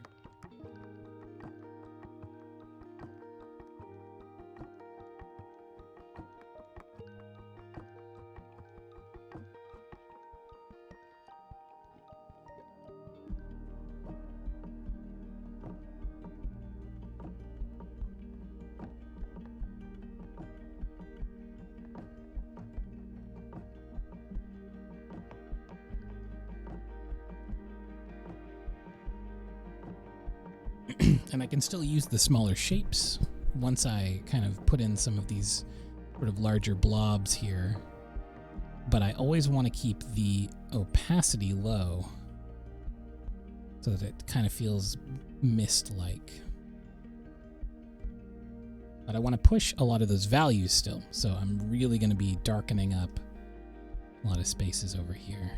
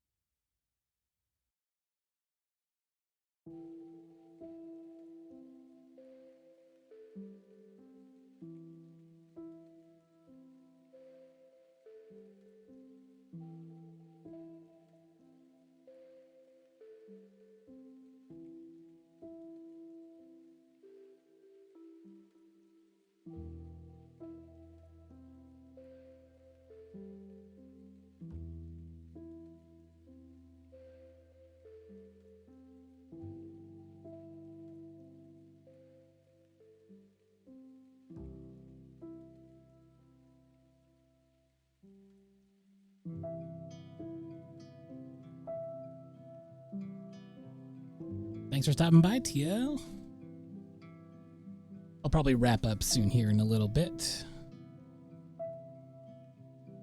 is a very, very ambitious composition, and it also requires a lot of fine detail, so I'll probably just keep working on it off stream.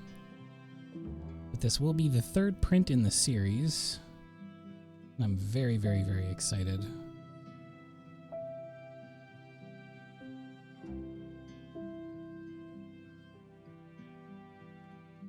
Galapos, thank you so much for all them bits.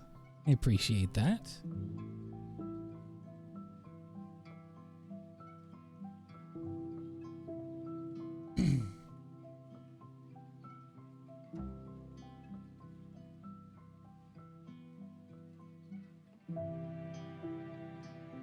Thank you everybody for following and subscribing and gifting subs today.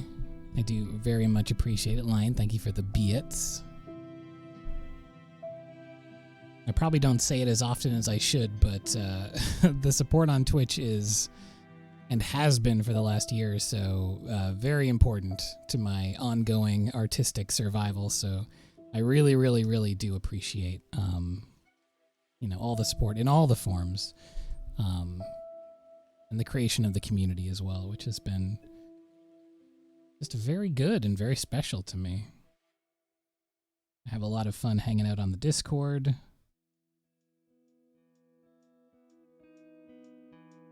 It's good vibes in a time when there's not always a lot of that going around.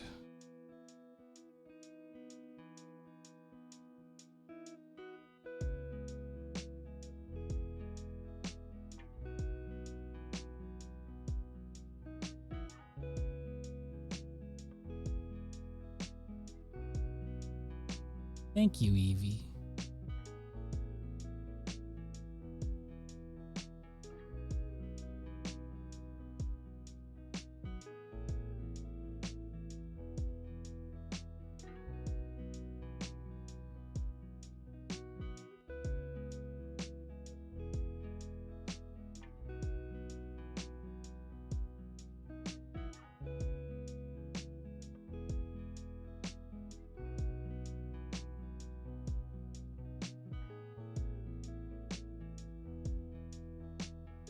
I'm glad to hear it, Circle-Eyed. Yeah, we'll be back tomorrow for more art adventures. I'm not sure what I'll be doing. I might work on this one a bit more tomorrow, or just do something completely different. I'm not quite sure yet. But at the very least, it's going to be a chill, fun time. That's how we like to do it here.